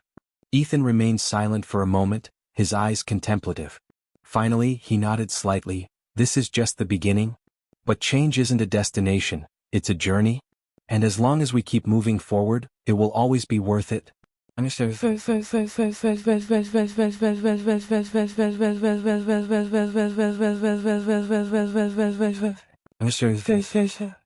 Inside the training room, Patricia stayed behind, quietly cleaning up after the event. She picked up her name tag, running her fingers over the words, "Diversity and Inclusion Trainer." A soft smile passed over her lips. Not just because of the journey she had gone through, but because the path ahead was still long. For Patricia, this journey wasn't just about correcting past mistakes. It was about using her experience to help others see what she had realized. That prejudices can be undone. That biases can be challenged. And that true change always starts with one courageous step forward. The room fell silent, the audience hanging on every word. Ethan looked out over the sea of faces, his eyes filled with pride and determination. "Tonight is not just a celebration of achievements," he continued, his voice resonating in the grand hall. "It's a celebration of the courage to challenge the status quo. It's a recognition of every individual who dared to stand up and say, 'We can do better.'" Sophia stood by his side, her calm demeanor a perfect balance to Ethan's fiery words. She added, "This journey wasn't just about changing a company. It was about changing the very way we think, act, and treat each other. We believe that fairness and equality are not just ideals to strive for, they are essential to everything we do. The applause that followed was thunderous, but it wasn't just for the Carters. It was for every employee, every team member, every partner who believed in what Titan Airways had set out to accomplish. It was a recognition of the power of transformation. Ethan and Sophia shared a look, a quiet moment of understanding between them. They knew that this was just the beginning. "We've come a long way," Ethan said, looking back at the crowd. "But there's still so much to be done. And we are just getting started." The room erupted in applause once again, a wave of energy and hope that seemed to fill the entire hall. Titan Airways had set the stage for a new era. One where equality, inclusion, and accountability would no longer be optional but the very foundation on which they built their future. And as the evening continued, everyone knew that the sky was no longer the limit, it was just the beginning. When Sophia and I founded Titan Airways, we had a dream. A dream not just to take people from one place to another, but to connect them. We believe that every passenger, every employee, and every partner deserves to be respected and valued. He paused for a moment, letting each word sink in. Then his gaze grew more serious. But a year ago we had to face a harsh truth. We hadn't truly lived up to the ideals we claimed to follow. The incident on Flight 417 was a wake-up call, not just for the company but for Sophia and me. It forced us to confront uncomfortable realities. It made us realize that good intentions are not enough. Sophia stepped up, her voice clear and firm. "That's why we launched the Fly Fair initiative. This is not a crisis management campaign. It's about redefining who we are as a company. We have committed to listen, to learn, and to lead by action." The auditorium was silent, every eye fixed on the two people who had brought about this change. What they said was not just empty promises. It was a declaration of how Titan Airways is, and will continue to evolve. A step forward not just for them but for the entire airline industry. Sophia continued, her eyes sweeping across the room. "We've made great progress, but tonight is not the end. It's just another step in our journey." In the audience, Patricia sat quietly, her heart filled with a mix of pride and humility. She remembered the training sessions she had once feared, the moments of facing herself, when she felt more vulnerable and exposed than ever before. But it was those very moments that changed her. She was no longer the person she had been that day, the one on that fateful flight. This journey was not easy, but it was worth it. Maria continued, her voice strong yet filled with emotion. "Change has never been easy. It makes us uncomfortable. It's messy. And sometimes it feels like it can't be done. But it's necessary. Tonight, we're not just celebrating what Titan Airways has achieved. We're celebrating the people who helped make that change happen. Those who chose to face discomfort, challenge their own biases, and believe in a better future." As Maria finished, the applause thundered through the room, shaking the very walls. Ethan smiled, stepping back from the podium. But instead of continuing with his speech, he looked down at the audience, then said, "But rather than just telling you what we've done, I want you to hear from someone who has truly experienced this transformation." He raised his hand and gestured toward the audience. "Patricia, could you come up on stage with us?"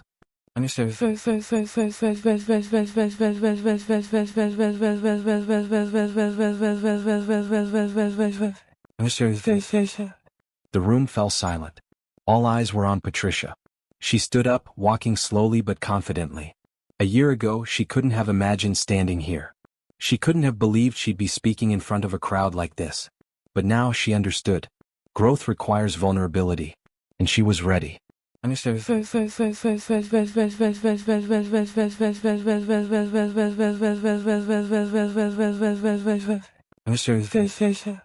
Patricia took the microphone, took a deep breath. "Thank you, everyone."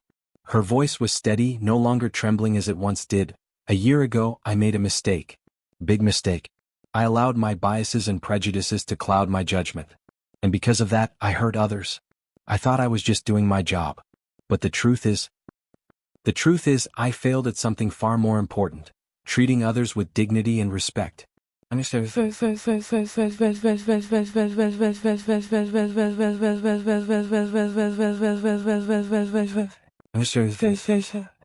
hope this translation works for you. Let me know if you need further adjustments. Patricia paused, scanning the room. But thanks to the Fly Fair initiative and the leadership of people like Ethan and Sophia, I was given the opportunity to learn and grow. Over the past year, I've not only faced my actions, but also confronted the beliefs that have shaped me. She took a deep breath, her voice growing stronger. This has been one of the hardest things I've ever done. But it's also been the most worthwhile.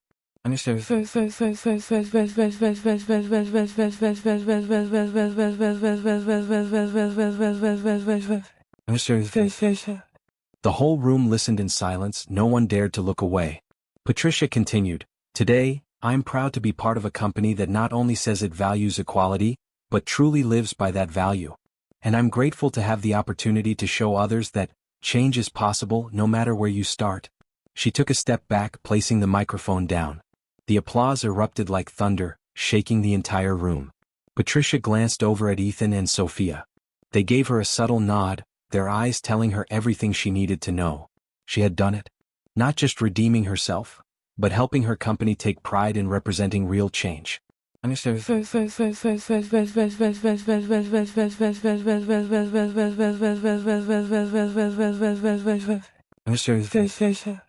The evening ended with inspiring stories.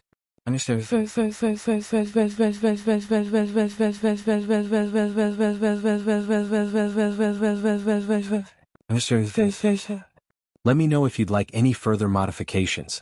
The employees, community partners, and scholarship recipients of Titan Airways shared how the company's initiatives had impacted their lives. A young female pilot, the first in her family to enter the aviation industry, stepped up to the podium. "I used to think that this industry wasn't for people like me. But Titan Airways has shown me that the sky belongs to all of us." The room erupted into applause. Maria leaned toward Ethan, her voice soft yet full of emotion. "This is why we do this." Ethan smiled, "And we're just getting started."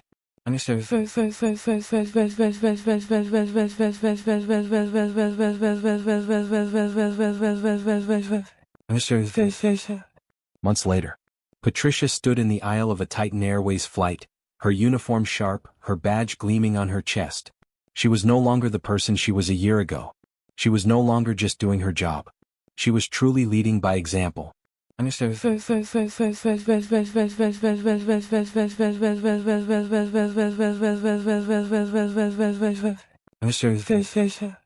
Let me know if you need anything else. Patricia stood at the entrance of the aircraft cabin, her posture calm and a genuine smile on her face. She greeted the passengers with a warm attitude, no longer displaying the defensiveness or doubt she had once felt. "Good afternoon, welcome aboard the flight." A middle-aged man paused at the door, squinting as if to verify something. "This is first class, right?" Patricia looked him straight in the eyes, her smile unwavering, but this time it wasn't forced, it was sincere. "Yes, sir.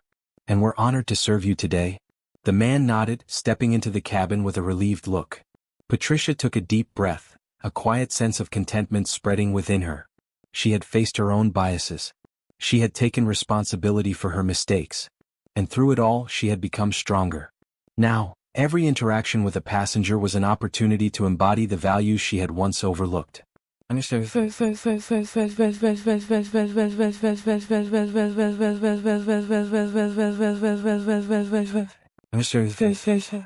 If you need more help, feel free to ask. Patricia continued greeting the last passengers boarding the flight. She briefly glanced out the window, where clouds drifted lazily across the vast sky. The calmness in her heart was a quiet reminder of how far she had come, from the person she once was, hesitant and clouded by bias, to the woman she had become, embracing responsibility and change. As she checked the seating arrangements and helped a few more passengers settle in, she couldn't help but reflect on how every action, every moment now felt purposeful. When she faced the challenges that came with leading the charge for change, she now recognized that it was never about being perfect. It was about progress, however small it may seem. And with each passing day, Patricia embraced the idea that the journey toward change, no matter how difficult, was worth every step. A year ago, she never thought she would be standing here, not just as a flight attendant, but as someone who truly made a difference. By letting go of the biases of her past, she embraced a new mission. A mission to inspire, one conversation, one moment at a time. Patricia's story isn't just about redemption. It is a powerful testament to the fact that growth is always possible, as long as you have the courage to take that first step. And so, her journey continues. Patricia's story isn't just about personal change. It has become a living proof of the power of responsibility, empathy, and the courage to face one's own biases. Her actions, and the changes at Titan Airways, have proven that fairness and equality are not just distant ideals. They are values that must be lived every day. Patricia's journey reminds us all that true change doesn't come from grand declarations, but from small yet courageous steps forward.